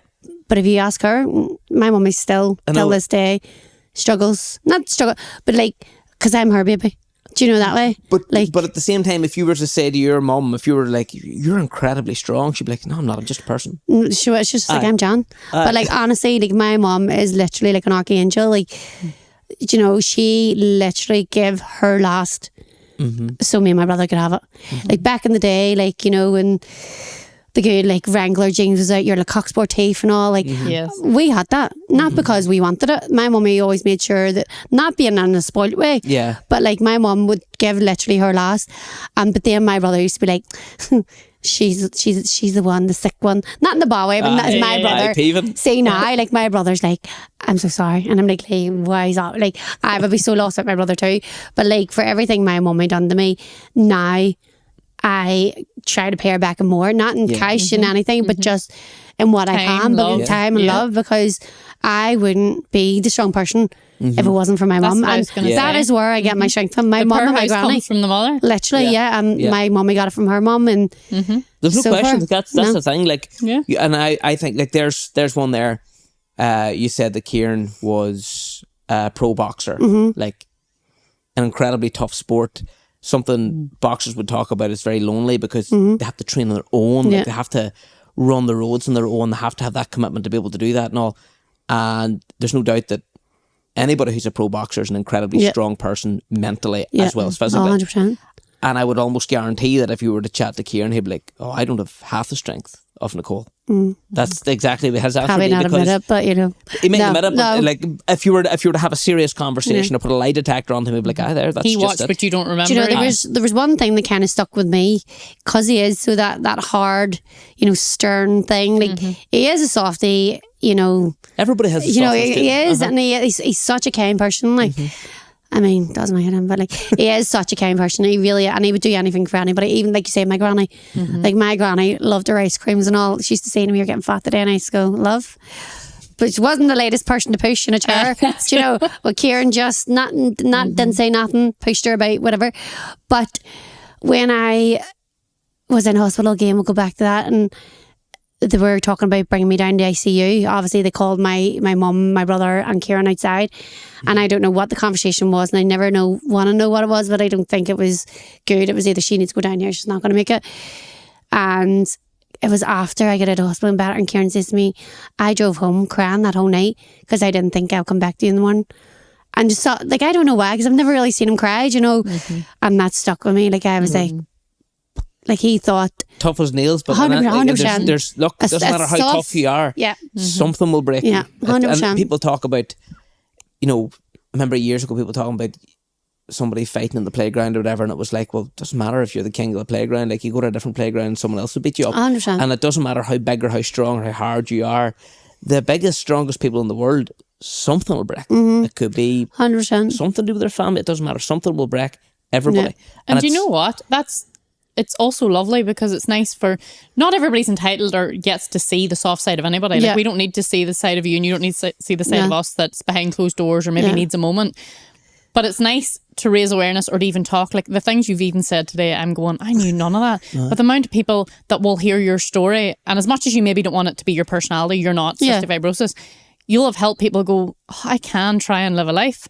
I can try my best. Even when times are tough, I can still stand here and go, but sure, I've made it out of hospital this time, sure, it's good crack. Well, that's it. And then I kind of went from like one community to the other community, because I went from the CF to skin community. Like, and even through that, Danielle, as you know, like I turned up at events. Yeah. And I was in pain. I actually suffered, I feel, physically more when my skin was bad than what I did with my CF. And I mean, I've suffered with CF, but like just knowing that it's my face, not even my face is in, because like I wouldn't be a vain person, you know, but like the pain. I've never experienced pain like that in your skin. Have you ever had a flu and your skin sore? Oh, like that was at times 100. Severe sunburn. Just burn 100%. But like I still turned up. But the thing, part of that too, is that maybe I'm surmising here, but for years you were living with something that was really difficult. You were trying not to make a big deal out of it and go about your everyday life. You know, get your hair done, get your makeup on, go to a concert, do what you want to do, live a life. And then whenever something like that everybody can see, then you're going, oh, I can put makeup on, but it's maybe not covering it. And is there any point in me going to this concert because I don't feel like myself, because I don't look like myself, whatever. So all of that again, it's another kick, and it's another thing to have to deal with. It is, and it's always like, it's kind of, I don't want to be like, why me kind of thing. But that creeps in. But it is, why me? It creeps in. Like, why me? Do you know, think things like that for different for example, things. I know like people say about good deeds don't have to be told. I am like the good deeder of the day. Like literally, we went to the cinema last night and this woman had her child was kicking and screaming. And like, me and Kieran just got out of the car, we're going to the cinema, and I says, Kieran, will I give her a wee duck? Kieran, Colby had a wee duck at the back of the car. He wasn't in the car. And he was like, and I gave that wee child a duck and stopped crying, smiling her face now. And I just went like this to her cheek, and I was like, it's all right, we've all been there. And away I went. Some woman actually turned around and went, thank God you done that, she wouldn't shut up. And I went, I have just done that for the child to be happy. And I was like, I thought she was going, because I went, happens to the best of us, you know. And I was like, Kat, do you know, and I like, my mum always says to me, you'll be repaid in heaven, Nicole. And I'm like, well, TikTok, because something's got to give. You are a good person. You also, last year you had put up a video about was it the young fella that was it getting beat up or something? You gave him a lift home. Oh my God, yeah. And then you went the next day, was it, to the mummy? Yeah, with treats and stuff, yeah. I was driving home from picking Colby off from a childminder, and as I was driving, I had seen these two older teenagers like picking on a teenager, like snatching crisps out, and I kind of was like, drove a wee bit up and kept looking in my mirror, and I went, no, this isn't right. Turned, doesn't know me from Adam. My child was in the back, and I was like, yo, what are you doing? And of course, they scattered, and I was like, do you need a lift home? And he get in the car, and he literally sat like that the whole time. Wow. And he was autistic, and he was coming from school, but he got off at a different bus stop that day because he wanted to go to a shop. But the kids were taking his wee crisps and all, and I can't have that. I can't have that. And I took it to social media, not even with intent. I was just so furious. And I knew not that I knew, but I thought if I brought it forward, because the mummy wasn't in, it was a granny in. And the wee boy said, don't tell my granny what happened. And I was like, okay, well, I have to honour his wishes. But she was like, listen, there's the mummy's phone number. So anyway, I'd say, but then when I went on, I had the auntie message me, and she was like, I think that sounds like my nephew. Then it ended up, I texted the mummy and just explained to her kind of what happened. I was like, look, but he didn't want me to tell you because he didn't want to get in trouble, because he thought he was going to get in trouble for getting off the wrong bus stop. Oh, God, love. Do you know what I mean? Understand. And then she texted me on the next day, and then I went back up, and now he wasn't even there, but I just was like, there are some wee treats, but you know, and I'm like, you just don't know what anybody's going through. And it just made me, because the wee boys had a phone out, and I actually rang the school. I don't want to say the school running but and I was just like, just keep an eye out for any Snapchat circulating, because they're trying to humiliate him. Do you know, and things like that. And I just like, if anything, I hope that wee boy felt safe today. Do you know, that kind of way? Because if it was me, if it was my child, do you know, and felt like there's a saying someone said to me one time was about just human beings. Like, you could look at somebody and maybe think, oh, they maybe don't work or whatever. They have all these different things whereby someone could judge them and think, oh, they're a waster, or they're this or that. But humans are so different that there's nobody a waster. No. Everybody has got some point of value. 100%. that they can offer to the world. So like to see, when you look at somebody, especially somebody who's different, like somebody who has autism, and they maybe think that they're worthless. Like that's what I would think there. That wee lad going home, I'd be thinking he's maybe going home there and thinking he's worthless because those boys are picking on him. No. Imagine going to your bedroom at that age and feeling worthless. No. Like it just break your heart. Like, and it's something that I hate seeing it now too. I don't know why. I hate the injustice. And like that's a child. It's just not fair because it's just a child. It breaks my heart. Like I just can't stand bullying or anything like that, you know. And for all that wee lad, you know, you don't know what that wee lad was going home to do, or No, that's exactly if he has a phone, are they torturing him? Do you know? And for him to say to me, "Don't tell my granny," I was kind of like, I have to do what he has asked me to. But then I was like, but what if something happens? And he's still a do you know, child and you need he's to still a contact child, the adults. 100%. You know, Yeah. and you know, God love the mummy. Like she was so nice and stuff like too. But I still drive past every time I get my child, and I look out in that road for him. Like, cause do you ever see the thing now on social media? I don't know if you've seen it, Connor, where like say somebody doesn't want children, like a female, but every time mum is shouted, the female turns every time, even if she doesn't want to be a mummy, because it's a maternal instinct to go, I need to help.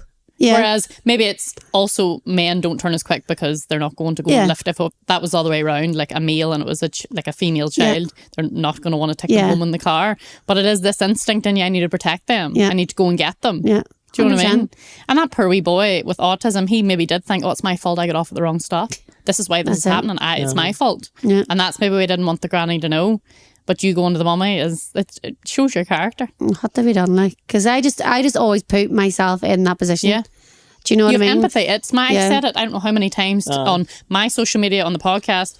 Empathy is my favourite trait in a human being ever, because it doesn't mean you understand. Like I don't understand cystic fibrosis, but I can see from what you're saying, like Connor there is trying to relate it to what he can think of, because to see, well, what does it feel like as close as I can get to it? And right, it's really hard. You're trying to, like from what I can see, which is really admirable, you're trying to make the best of the life that you get. Yeah. And you're probably living more life than most people our age, because you're like, One of the things that really fries my head is people who, and it's not fair to judge this way either, but I do.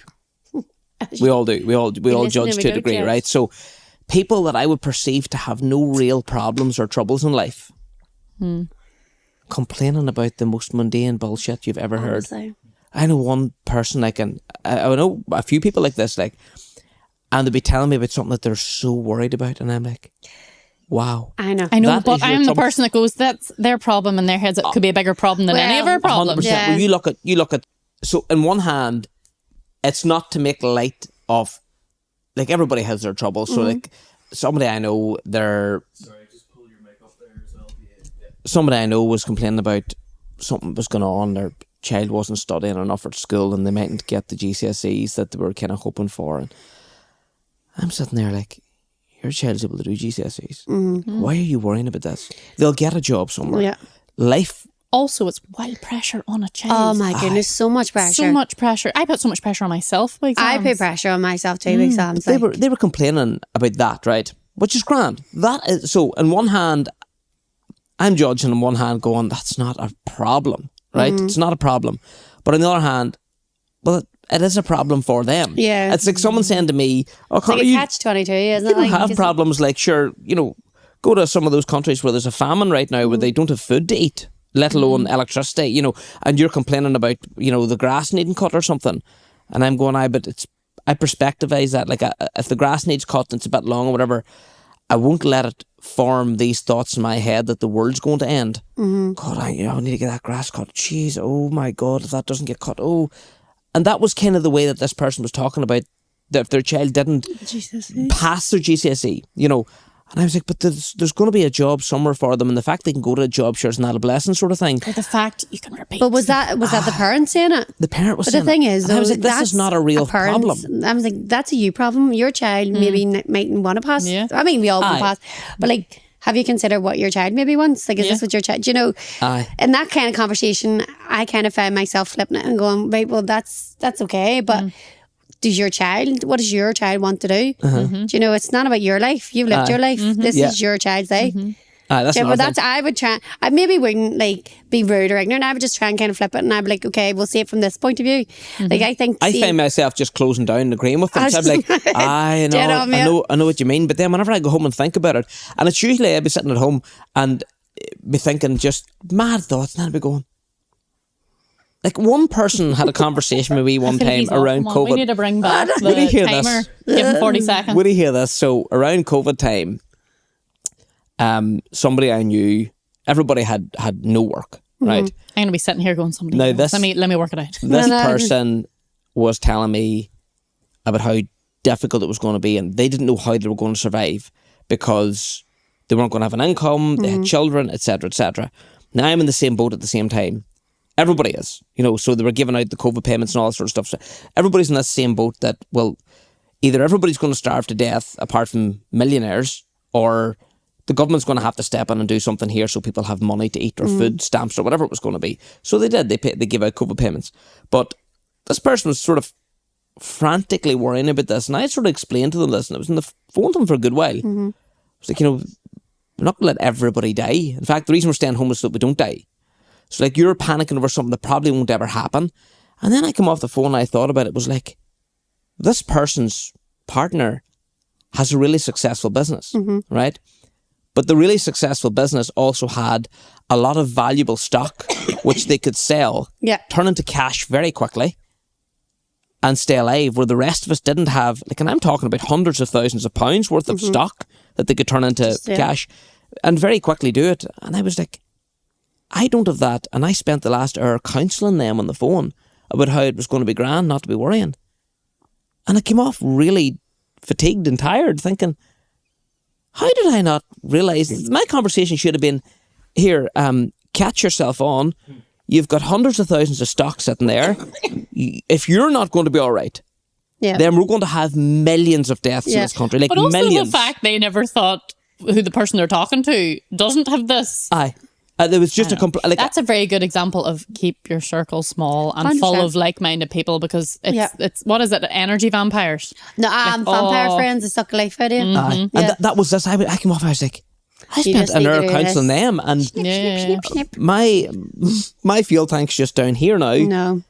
They haven't actually increased their exhausting. fuel tank because they are a negative person and are always like, this was just fatal to them. Yeah. And I was like, I had a conversation with her an hour, and at the end of the hour, no matter what I would say to them, then it was like, no, but you don't understand this. And I'm going, oh, Jesus, just leave it. Like, No. It was very, very hard. Do you know what? Sometimes you find yourself just being polite and being, But then that is when they become the vampire friend, because well, they are one. But that's when you're getting your blood sucked, and I can't. I used to be like that. Like, I used to be like, yes, no. I hate confrontation, so I'm not a yes man, not a no man, but like, I'll be polite in situations, but there's some I'm just like, I gotta stop because you're boring the life out of me, or change a tune, or do you know, Stop being negative. Do you know, just be positive. No. Well, what I get from you, I met you last summer, and genuinely, you are a ball of energy. You're it's what's the opposite of an energy vampire? You're somebody you want to be around. Like, you've a lovely. rocket. No, you're lovely. Like, you give us a lift over. Remember? Yeah, that's right. Where did we go? To Abigail's Hotel, was it? And then we went somewhere. Oh, Thompson's. Was it? Did we go Thompson's? Was it Thompson's? The nightclub. The nightclub thing? What do you call people who administer injections? A nurse. What type of doctors? Is it a nurse? An injector. Oh, what are you talking about? Because if a vampire sucks the blood out of you, I'm thinking, who Zoologist. injects stuff in? What do you call them? Oh, Phlebotomologist. Phlebotomist. What do we call it? A phlebotomist. Phlebotomist. I don't know. Is that what you call it? Phlebotomist. So you've got an energy vampire, or what did you call them? A friend vampire? A vampire No, friend? a vampire friend. Yeah, they suck the life out of you. So the other one would be a phlebotomist friend. Is that right? They inject energy into you. Cut the show. Yeah, and that's a wrap. No, but you're a ball of energy, and I never, as you said, never would have known you had CF or anything. But let's park that. What about Nicole? When did you start social media? Tell me about you. That got very heavy there for a long time. Not yeah, heavy, no, but it was like, very important. it I actually really really appreciate you much, talking isn't about it? that. Like, But I know you're Nicole too. Yeah, You're I am a ball of Nicole, energy. yeah. You're fashion. what When did we did say you- earlier? What CF is not. I am CF and CS. There we are. Yeah. So anyway. I have CF. CF doesn't have me, but yeah, I I actually seen something, sorry, we're like on this, what was it, something about like, on TikTok someone was saying like, but I don't want that to become my personality. Everything about it's you. not my There's more to you personality. than that. Oh, there's a lot more. I'm like Shrek, I've got layers on him, boy. Go on. I literally give us the layers. I know, well, God, how long have you got? No, I always Facebook, mirror selfies. And again, it's not because I'm vain. I just love clothes. Yeah. I love style. I love changing it up. So I kind of always did like my outfit pictures. Back then there was no Reels, no TikTok. Yeah. So it was always like a picture. And then would have went out. Like I worked in a hairdresser's when I was 14. And I used to get £40 for working a Thursday and a Saturday. And out of that £40, I still was able to get a new top out of Primark every Saturday. Enough to get me a bottle of WKD and a taxi to wherever the hell I was going. Do you know? So I always had this like new outfit. And obviously back then it wasn't as expensive. But then it was always like, where'd you get that top? Or where'd you get this? Do you know, like the messages always would have been like that.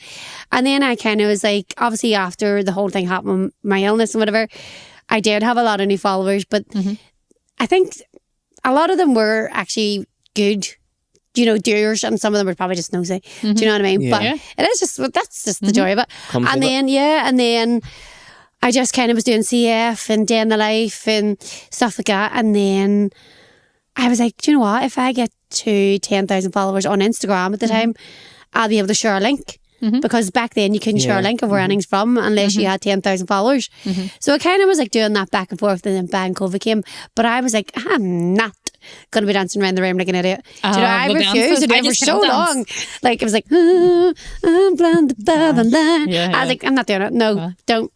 And then I kind of just, my niece, of course, she was in the Musical.ly and all this. So she was like, do this and do that. So we're like, Carol Baskin. Oh, you were there. See, I was pregnant and nauseous as sin at the time. Like, I love, like, see, COVID, I know it was a terrible time. We binge watched it. Like, that was our personality. I loved it. Like, I feel like there needs to be another Tiger Kingdom. But, so kind of just started doing wee stupid dance things. And then it kind of came, I am a self-predicted shopping alcoholic. Shopping Not alcoholic. one of those. I'm a shopping addict. Might be. Never done buying online. Just WKD in one hand, Primark bag in the other. You take blood in my veins. I guarantee they're blue because, WKD sponsor me. Anyways. Sponsor this podcast. So, yeah, please. But I just kind of was like going out shopping, and so I kind of think a lot of people know me as the Duns girl because the Duns seamless sets kind of came out, and I had every colour. They were cheap, but they were like, I think like £8 or something. Oh, when they were launched. Do you know, they were cheap enough and they were durable. But it was when kind of Zara were bringing out the same things. Do you know? So I was like, well, don't go to Zara, I'll go to Duns, you know. So it kind of worked off of that, and then it kind of took off from there. And then you were a mummy in the middle of the whole thing. And then next thing, pregnancy and just a lot along the way. But do you know what? A lot of people think social media is my full-time job, and it's not. I always say my TikTok and my Instagram is a diary of my life. Yeah. It's cut down. To what you want to show. Yeah, and I show the good, the bad and the ugly, because let's be honest, me in a dressing gown in the morning is not what you want to see, but you're going to see it. But I want something, because we were talking about it, once it's on the internet, it's on the internet. Good, bad, whatever it is. But I want Colby to look back if I'm never not here and be like, she was fucking unreal. She enjoyed life. I want that. I want Colby to look back and go, she was unreal. I mean, maybe I'll not say that, but like, she's cool mum, not a right. He'll be watching this going, my mummy had 47% lung cancer. You'll sit all the other. I know. See, my mummy had, actually. Coughs my lungs up. But yeah, I always kind of do that. Like, people be like, oh, you make loads of money from TikTok. No, I don't. You know, I'm not in it for money. I literally do it as an escape, as an outreach, as a kind of biographical day in the life of Nicole, you know, that kind of way. Like, I just want to show the good, bad, the ugly, and the bargains, basically. And you meet brilliant, like, we would never have met. No, exactly. And oh my goodness, the people I have met along the way. And, you know, people have such a perception about, like, influencers. I hate that word, but, like, it's just normal people doing fun things who have took that opportunity to step out. I think and embarrass themselves along the way, and then go, actually, once you lose that embarrassment, we talked about this recently, I could not be embarrassed online now. No matter, I would come on, you say in the dressing gown, I love coming on Me looking like too. crap and being like, Me too. this is so freeing. But it's you. Yes, It's authentically us on you. Instagram But at the back very in the day. start, I bet you weren't like that. The first few No. videos, you were like curating and making sure they're perfect. See, although I always did it in now Colby's room, in my wee spare room, but I think back then I didn't have kids. I had my hair done, I had my brows more done, I time. had my lashes done. I never actually always wore makeup, but like I would have kind of been like really, but I felt like I was fun and energetic. Like I used to do like, Alexa, put such and like dance and just Yeah, do just you stuff were like that. confident. But then as I've kind of get on and then the more people kind of followed, the more like hate comments you get. And I actually never really had a lot. There were obviously some. But then I kind of started finding myself going, okay, maybe I shouldn't say that. Do you know, I so go opposite. I'd be thrown. If I could hit Do you know, comments, I Nearly would do the enclosing a wee complete. bit. Yeah. See if they were saying don't do something. Yeah. I'd be like, I'm going to do This more lady of that doesn't to annoy post. them. Yeah. Well, it is just one of those things, but it's kind of like, where does she get the money for the clothes? Where does she this? Where? And I used to be like, is it your money? No. Are you, do you know, if that was the kind of thing, but then, Cool story, comma, yawn smiley. That'd be my Understand why response. people care. Why do they I care? don't care. Like, do you know what I it didn't mean? happen a lot, but then I then obviously get pregnant and then you never get time as much when you have Colby and stuff. Then I kind of was like, I'm trying to look after a child, like I'll post when I post. And then I kind of started finding I was making it a chore and then I wasn't enjoying it as much. Yeah. And I just went, I'll post what I want when I want. Yeah. Whether it be one post every That was 3 me weeks, with you know. Yeah. Day in the lives. Yeah. I loved them. That was what I started really doing. That's right, I remember And you then told me over that. a month or two, I was like, because I don't think that's OCD. I just was like, when I'm all in, I'm all in. Yeah. I'm like, I will not stop posting. Like I posted the day I had her baby. Yeah. And then one day I thought about it. I was like, there's going to be a day I can't because life happens. Yeah. Something's going to happen.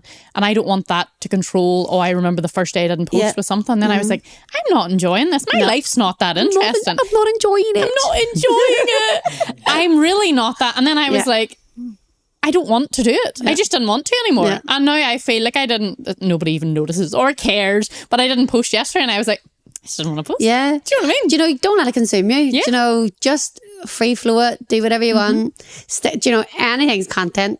Put your bin out, content. Clean Yeah. your car, Yeah. content.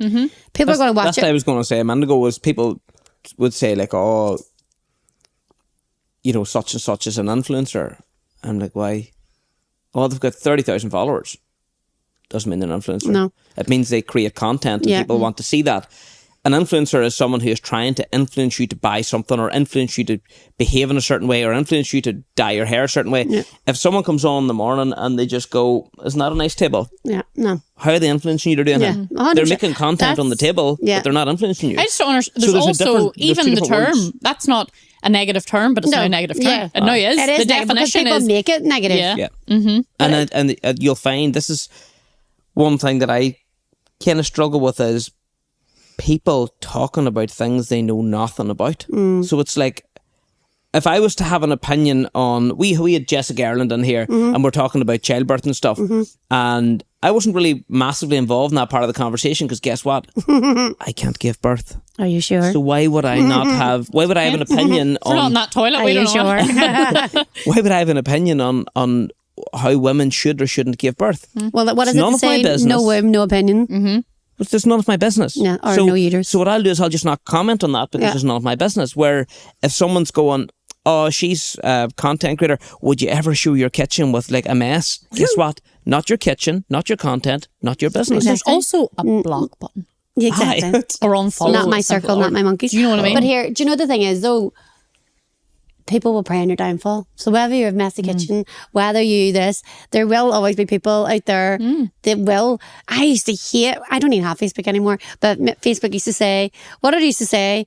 Tell us something. What remember, like when you used to write your status, it used to say Oh, like, tell yes. us something or something. And I'd be like, see, because they're asking you to tell. We don't care what you have for your dinner. I mean, I love a wee dinner post now, like, but back then, like it's like. Or you look back in the post now and you Yeah. see such and such is feeling sad or whatever, or such and such checked in. is No, mine feeling just blah, blah, checked in a blah. Lagan bar. Bring back the check-ins at Lagan bar. They were my TikTok favourite. now on the wee above your profile always says like spill the tea and all that. Oh, yeah. No, Leave me I've alone. never Don't ask me these things. never given any of that. Like, but no, I enjoy social media. I do, but again, I just do it because it's fun. Yeah, you Like enjoy it. I will, like I'm literally in my renovation. I mean, we were laughing at me for being a good plaster with polyfill, but like Like there'd be like just silly things like tidying up my garden and doing things like that. But like I enjoy it because then I feel it gives me that get up and go. Because if not, I'd probably sit in my arse doing nothing. Do you know, like it makes me like, what is the word I'm trying to say? It makes me not responsible, but like, do you know the word I'm trying to say? You feel like you've got your shit together more. Yeah, I really don't, but like at least it looks like it on the but you feel internet. like that. It's like whenever it makes you feel better, do you know? Like it's just those kind of things. But like I think a lot of people would know me for fashion and stuff, and I love fashion. But as I say, when I was doing it, first of all, I was constantly out shopping. I had no kids, like constantly shopping, not constantly, but like Primark and this, that, and the other. And like I have worked from I was 14, do you know, and it's just one of those things. I treat it myself and whatever. But then I was like, I was finding I was going out shopping because I needed hauls because I know people were loving it. And I'm like, then see if it was maybe just something that I've had, the views weren't that much, and I was never really entitled with views, but like I was kind of like, oh, you still notice. You still notice, you know. I was like, oh, they don't like that, and then I was like, why am I? There was kind of a point I was like, I'm not going out just to buy things, because a lot of the influencers, big ones, would go and buy all these ASOS hauls, buy all these Zara hauls, do the haul, buy, send it back. Do you know, where I was never that type. Maybe a couple of things I've sent back if they haven't, you don't like them, or I don't like them. But 9 out of 10 things that I show, you'll see me wear. Do you know, that kind of way? Because I was like, I am not a millionaire. I don't have all this money to be buying and then, do you know, not wearing it and hanging in my cupboard. So tell me this, what are your plans then for social media? What's your plans then for... Do you make plans? No. Like, do you do New Year's resolutions? I mean, nah. I didn't. No more Chinese, isn't it? I didn't set any goals. No. Do you know what? No, I always just kind of say good health and happiness. Like, that is not even the resolution, because you can't even... It's just kind of like, just enjoy life. Like, people used to say to me, what's your 5-year plan? And I was like, to be alive. Aye. And as much as I would try, I'm very dark humour. Well, I didn't mean to be morbid by what's your plans.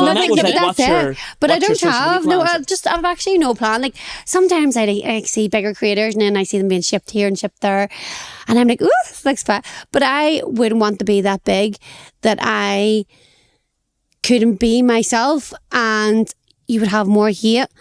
And you're expected more. I don't want to be expected for anything. I just want to be me and go to a wee event. I don't want to be like we were in Abbey Centre opening the Be Perfect thing one day, and like Anna Olivia had to run away from these kids because they were chasing her around the shop, and it's fantastic. Like, but I don't want to be that person. I like to go home and be quiet and just close my door. I keep making and not the point have to think about that. If you're in a cafe and you need to like pick your nose for whatever reason, that you don't have 75 million people looking at you, where you try to just give a wee, you know. I don't want to be going out in nights out in Belfast and like people taking random photos of you, being at a garage or pumping your petrol and people taking photos of you. Like, it's not. It's I think it depends on your audience, because see, anybody that's ever came to me, a lot of them are sand parents, and I'm like, their children that watch, or like me and my daughters get rid of me or something. I'm like, I feel like they're my family. I don't know their name. I've never had anybody chase me around in a car. I was talking to somebody outside Asda, and they were so lovely, her and her daughter, and we were talking away about camogie and everything, and I was like,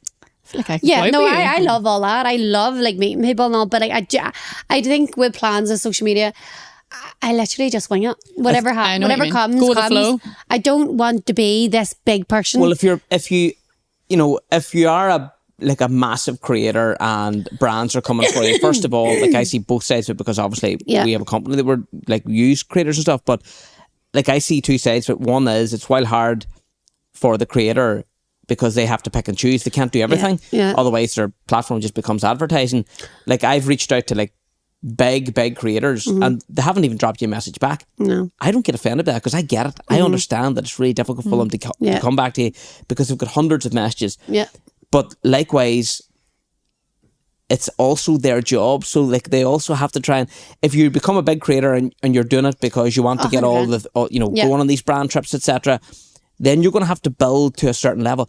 That takes massive work, commitment. That's 100%. What people don't realise is that aren't doing social media. It's so hard. It's a lot of work. Like, and if you're sort of saying that you don't want to have to do all that I work don't want to that get responsibility. Aye, that's a lot of work. Is like. that, you like is that to bad? do- to Yeah. say? No, I no, just, no, I it's don't not, want. no. I was only asking what kind of. That's exactly what I was trying to like. How do I say that? But that, I don't think I want that responsibility. I love working with brands. I love creating content, but I don't want to feel like I have to put myself in a certain bracket. Yeah. That if I don't get content out in time, that I'm not going to get paid. Like I'm not going to. I just enjoy doing it, and especially working with brands. It's actually amazing, but I don't feel I want that massive responsibility until I decide that I'm ready for that. Don't feel I'm ready for it. Like I have a lot going on in my life. If you all, you know, it's my time. If you haven't realised by now, like my life is mental. I wouldn't have it any other way, but I just wouldn't like to add that massive. But it is nice to kind of be known by brands and stuff, and it is nice. But you know, I just take it as it comes. Aye. It's a we talked about this before actually on the podcast about how it's like a double-edged sword, because I would always say to anybody, like I don't have a big following. Like I'm not pushing social media. I'll do a video every 3 weeks maybe or something like that. But I could show you on my phone like hundreds of brands reaching out. I think once you had maybe 10,000 followers, or a lot of people reach out to you, and I don't really look at them because I don't do adverts for anybody. But it's wild hard because you don't want brands that you like, that you align with, to hear you saying that, I don't really want to work with brands, because you're going, no, I do want to work with brands, I'd love to. So, but at the same time, you know yourself, like a lot of people reach out to you. It's very hard to do it all. Like it's very conflicting as well, especially now, like being a girl, a woman, like makeup brands, hair brands, but like a lot of them are conflict interest. Like you know, you're working with one brand, you love it, but then somebody else reach out and you love them too, and it's like a constant decision, you know, and you have to just go with your heart, and it mightn't always be the right decision. Yeah, you're trying your best. You just try your best. So unknown. I feel like I jumped in. And maybe it didn't happen the right way. Like the way mine grew, I feel like I done it the wrong way around, because I'm only like, it was only how many months in that I worked with any brand or done anything. I was just doing. I honestly was making content and still make content that I wanted to see. you went very quick from 1,000 to 15, like maybe I think when overnight. I first and then, met you, you were what? and then You it were was slower. about 30,000? Were you about 30,000? What are you at now? On TikTok, Yeah. 60 something. So I think when I had met you, you would maybe just hit like 20,000 or something. no, maybe was it? that August would have been. Because you were only doing it like 30 5 months or something, something. maybe. Was 30 something? Do you know, that's what I mean. I that's still don't unreal. understand. The first 3 months you went from like nothing to like 15,000, Like and then like it slowed and tapers off. Then. Yeah. But But it's that's unreal. It's wild hard then, because I don't know what like. I literally don't know what people do. I don't know the because if it went slower and over a period of time, I'd be like, oh, you do this, and this. Yeah. I don't have a clue. It's just the algorithm, because see, your like my niche would have been fashion, but I could post an outfit picture and or a video, and it wouldn't reach. But then like I post something stupid and it just goes pew, and I'm like, there's no logic to it. But then I'll Then post the logic whatever changes too. Yeah, whatever I posted that's done well, I'll post something similar. And just hits the 200 algorithm's way to the dog. views. There's something lovely about posting things that mean something to you. Yeah. As you say, you're leaving videos that Colby will see. Yeah. Like I have a pile of daughters come along. I never had a sister. I'm posting things that like my insecurities, like being pregnant with a pile of children, my day in the life. So it means something to me. So as we talk But about, it's you relatable. And brands reach out to you. You're like, it does that align with me? You'll get it wrong, as you say. There's plenty of things we all do wrong. If Benson Hedges reaches out to you during your pregnancy, maybe don't take that one on. Yeah, that's right. But Or after, I don't smoke. I know. that's true. You don't smoke it either. Well, I mean, I have a smoker's cough. I might take them on. You might as well. Might as well, you know. What about you? Is there anything that people wouldn't know about you that you would like them to know about you? Oh, God. A Not hobby, maybe a talent, anything? Oh, I have lots of talents. I don't know. Like, I don't know if I like them to know. Like, I love history. History? Yeah. What type I of may history? leave Don't say 'cause World War youngsters II. are start Yes, now. I love history. I love wars. I love German War, Cold War. Like, I wouldn't say I love wars. That's don't know, I don't- That's a bit mental. I don't love wars, but I loved like. It's very hard to like say out loud, but like the likes of like the German War and stuff. Like because my granny was in the war. My granny's in the Second World War. She was in the Navy, so she used to tell me things like the Anderson shelters and hiding under the stairs, the Belfast Blitz and all. Like I literally got that in HD because my granny told me. Like so from them, that like I just loved hearing about it all. You'd be heavy into Quest, the TV channel. Oh yeah, well, I mean, probably when we were good at it, but like, I just like history things, like and Egyptian history, loved all that. Like, See, I love history, but probably only what would you be into? Like, the one goes far back as Egyptian. Now, do you know what I did start reading up on?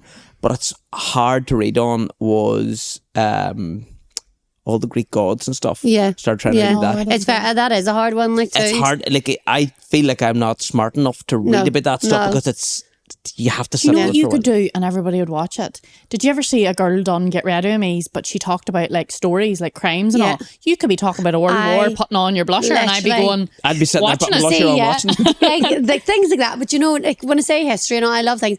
I love like real.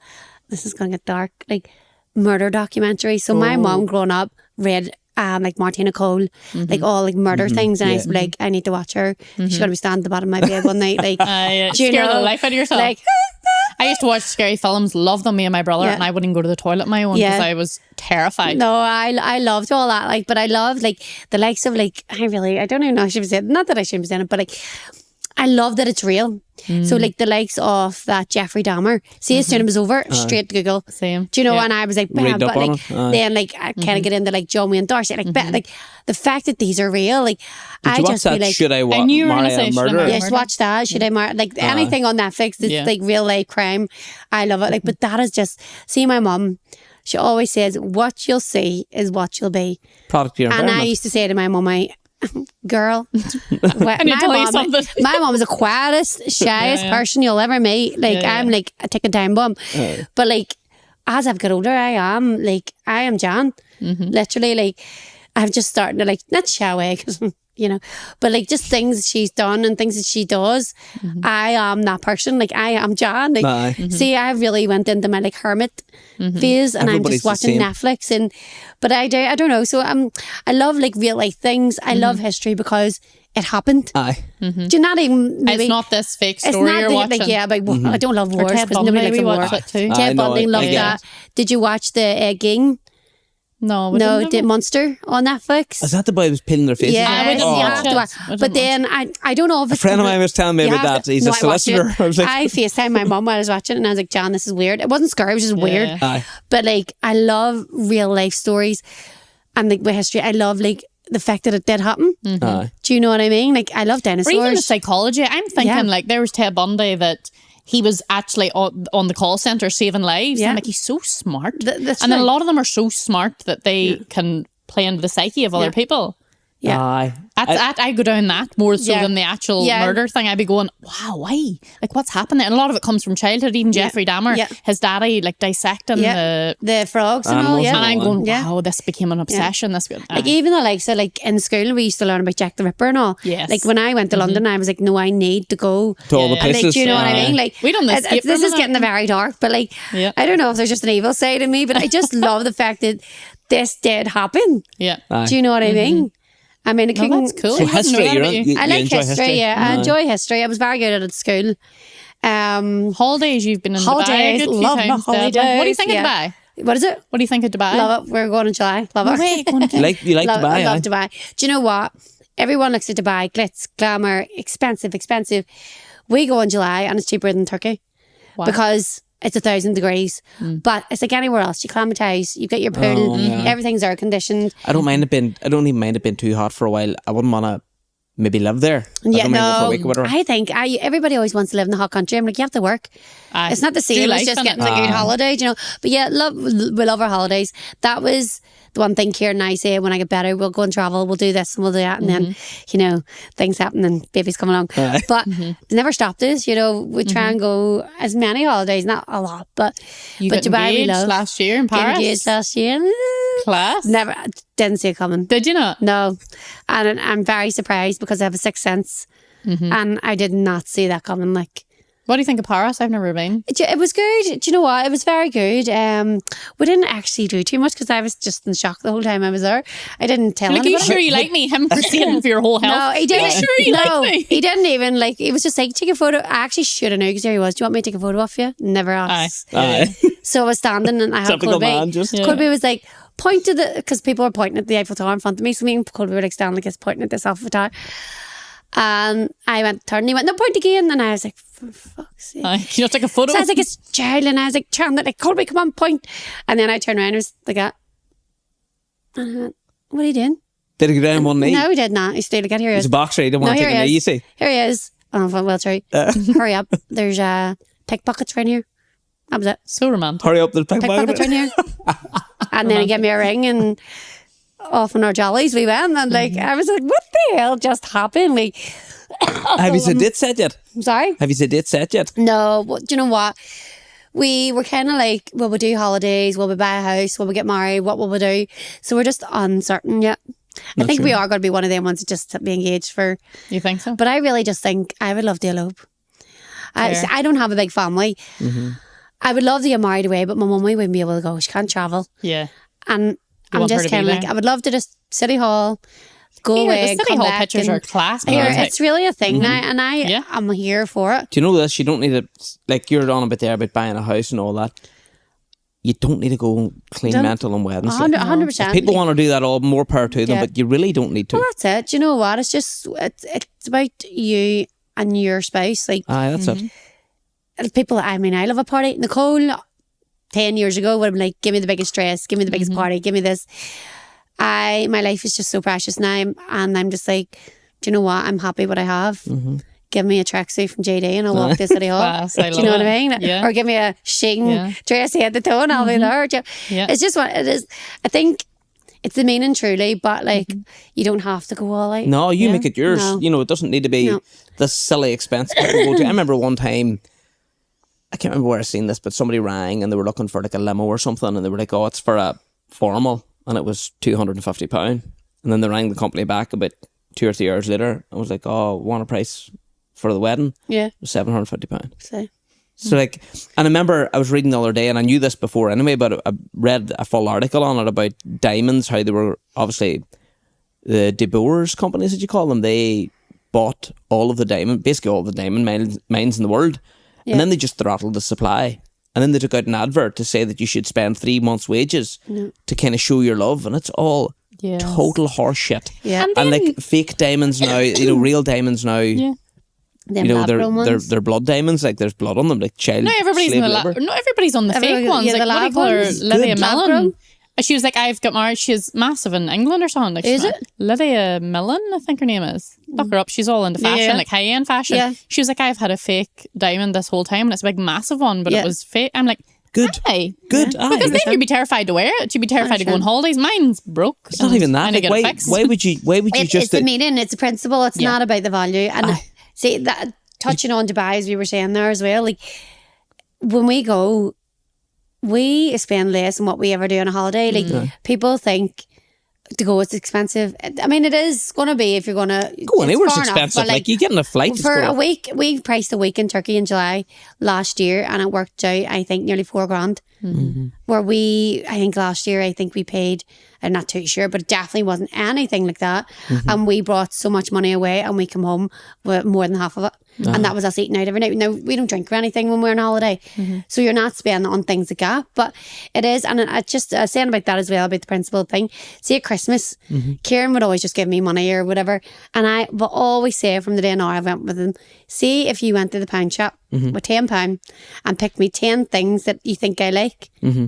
That would mean more to me than money. Yeah. Do you know, it's a value of life because... The sentiment. I remember one time. That's why I Connor, get cards. Yeah. Connor landed with a Valentine's gift for me one year, and I was like, oh my God, he never does that. That's so thoughtful. Yeah. It was nothing. Like, it was just a Yeah. flowers or whatever. And I thought As you this. said there, it was just a Rolls Royce. No, but I was like, that's so thoughtful because it's not his thing. He wouldn't do it. And then I was talking to somebody else, like in the family, and I was like, oh, that's similar to that I got. Turns out his sister had rang the two of them and got the same present. I was like, that means nothing to me now. And I know she meant well, and he gave it. I'm like, no, Yeah. I don't want anything. If somebody else is going to pick, Yeah. I'd rather you just says Happy Valentine's Day or nothing. Yeah. Then But I had cards. Cards. I love cards because me and my daddy picks the verse. Like, I love the meaning. Yeah. And I read them. No, write the thing.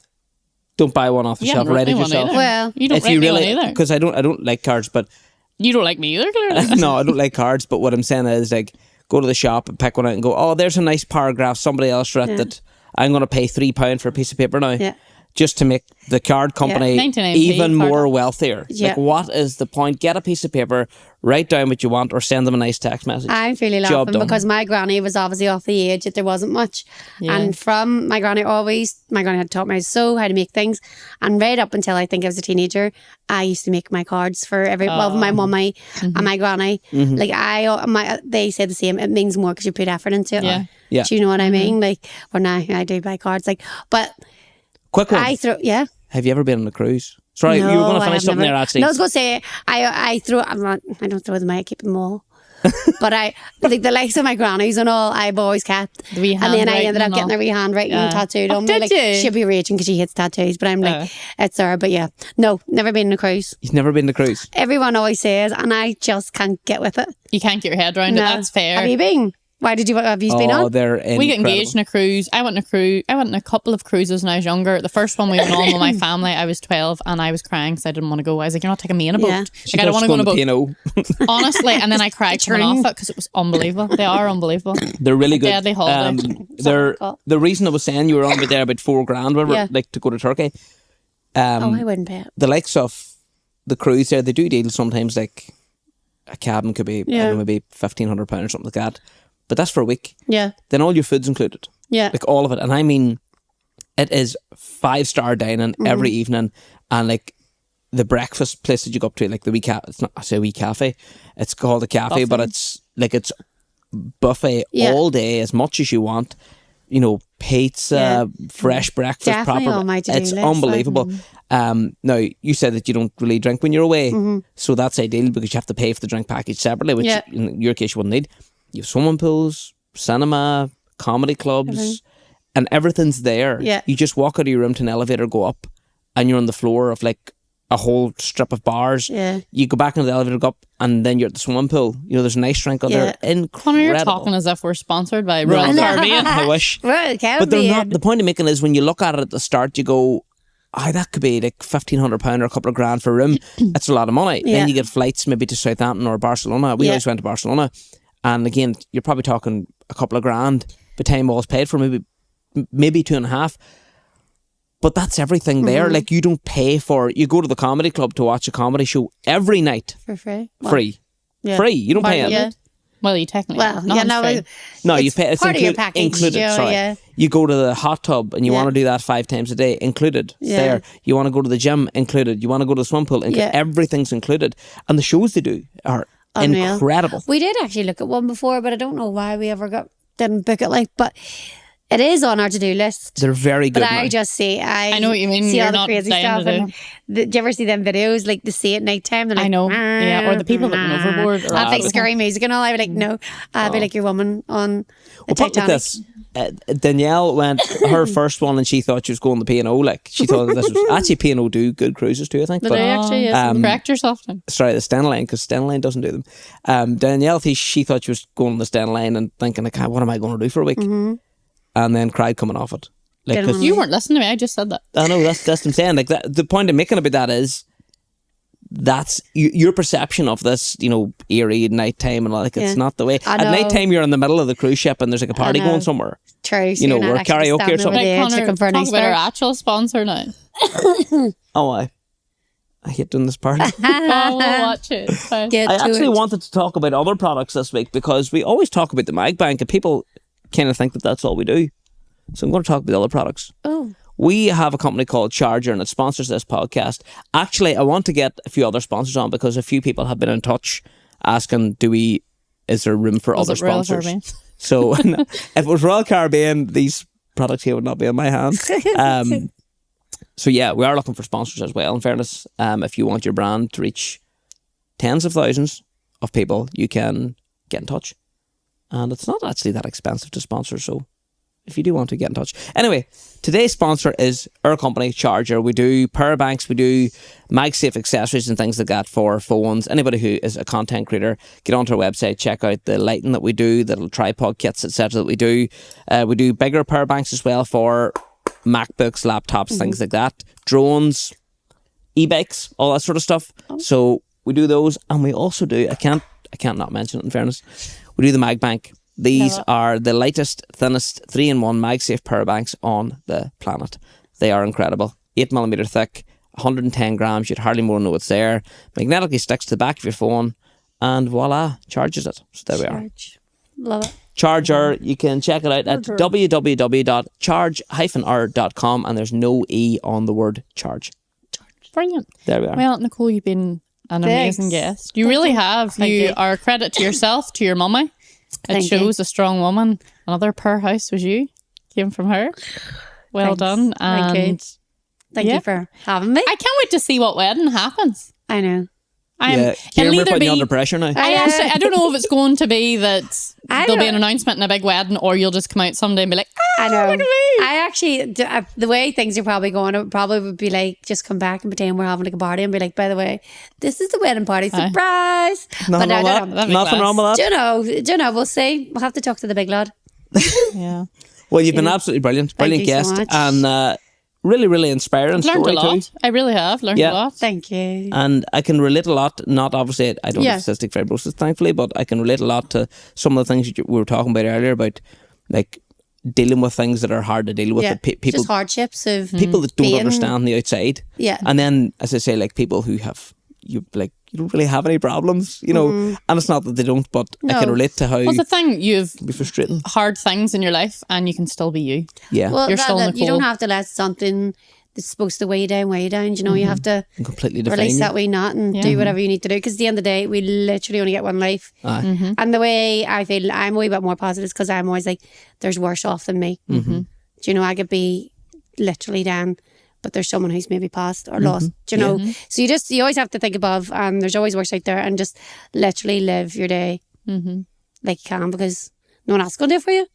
And with every day that goes on as well, there's more and more life extending drugs and things like that 100%. coming about. So I know somebody that's quite close to me, and they have, I think is it a blood cancer? I think it is.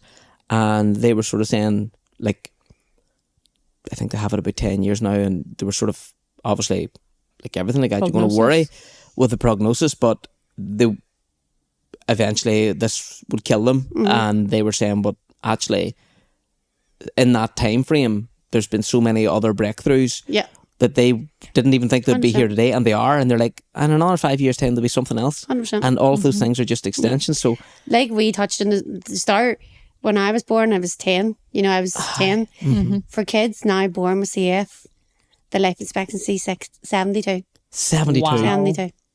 That is Isn't brilliant. that amazing in our lifetime? Honestly, like, Class. So- Well, it's time you're planning for the future shine then. bright. And do you know alright? what? Fair play to Kieran, because he got that in for Okay. you. And Yeah. Colby is going to be one proud wee boy Oh, God. growing up and seeing his parents. Honestly, God, it no. makes me emotional. I don't know about No, you. I I'm love like, that's him. class. I just love him so much. He's definitely obviously the best thing. Kids are the best thing that ever happened to you. Like, Yeah. but they change you for the better. They do, yeah. Yeah. They really They do. make you see things differently. 100%. And you can't tell And- anybody who maybe hasn't been through it yet what you can't say. Like, someone's like, but I don't get it, because you're telling me that this child who breaks all the stuff in my house and ruins my furniture and all is going to make me unbelievably happy. 100%. Yes, that's exactly what it is.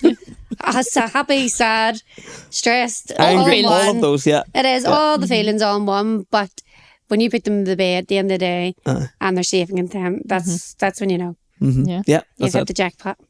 Well, you're amazing. Thank thanks a you so million. much for Thanks. coming on the pod. Don't make Yeah. me cry at the end of this here. Yeah. And I can't wait to be around you again at someone No, else, because you 100%. really are the life and soul of wherever you walk into. you.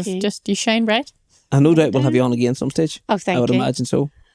You've been brilliant. Thank really you. good. Don't I get no shout out? Yeah. Don't look at me, I'm shy. And please, if you like this episode or any of other episodes we have, follow us on TikTok, on where can you watch at? Spotify, Apple Music, Apple Podcasts. I always say that Spotify, wrong. and YouTube. Yeah. Yeah, and then what else was there? Oh yeah, we're doing the giveaway still.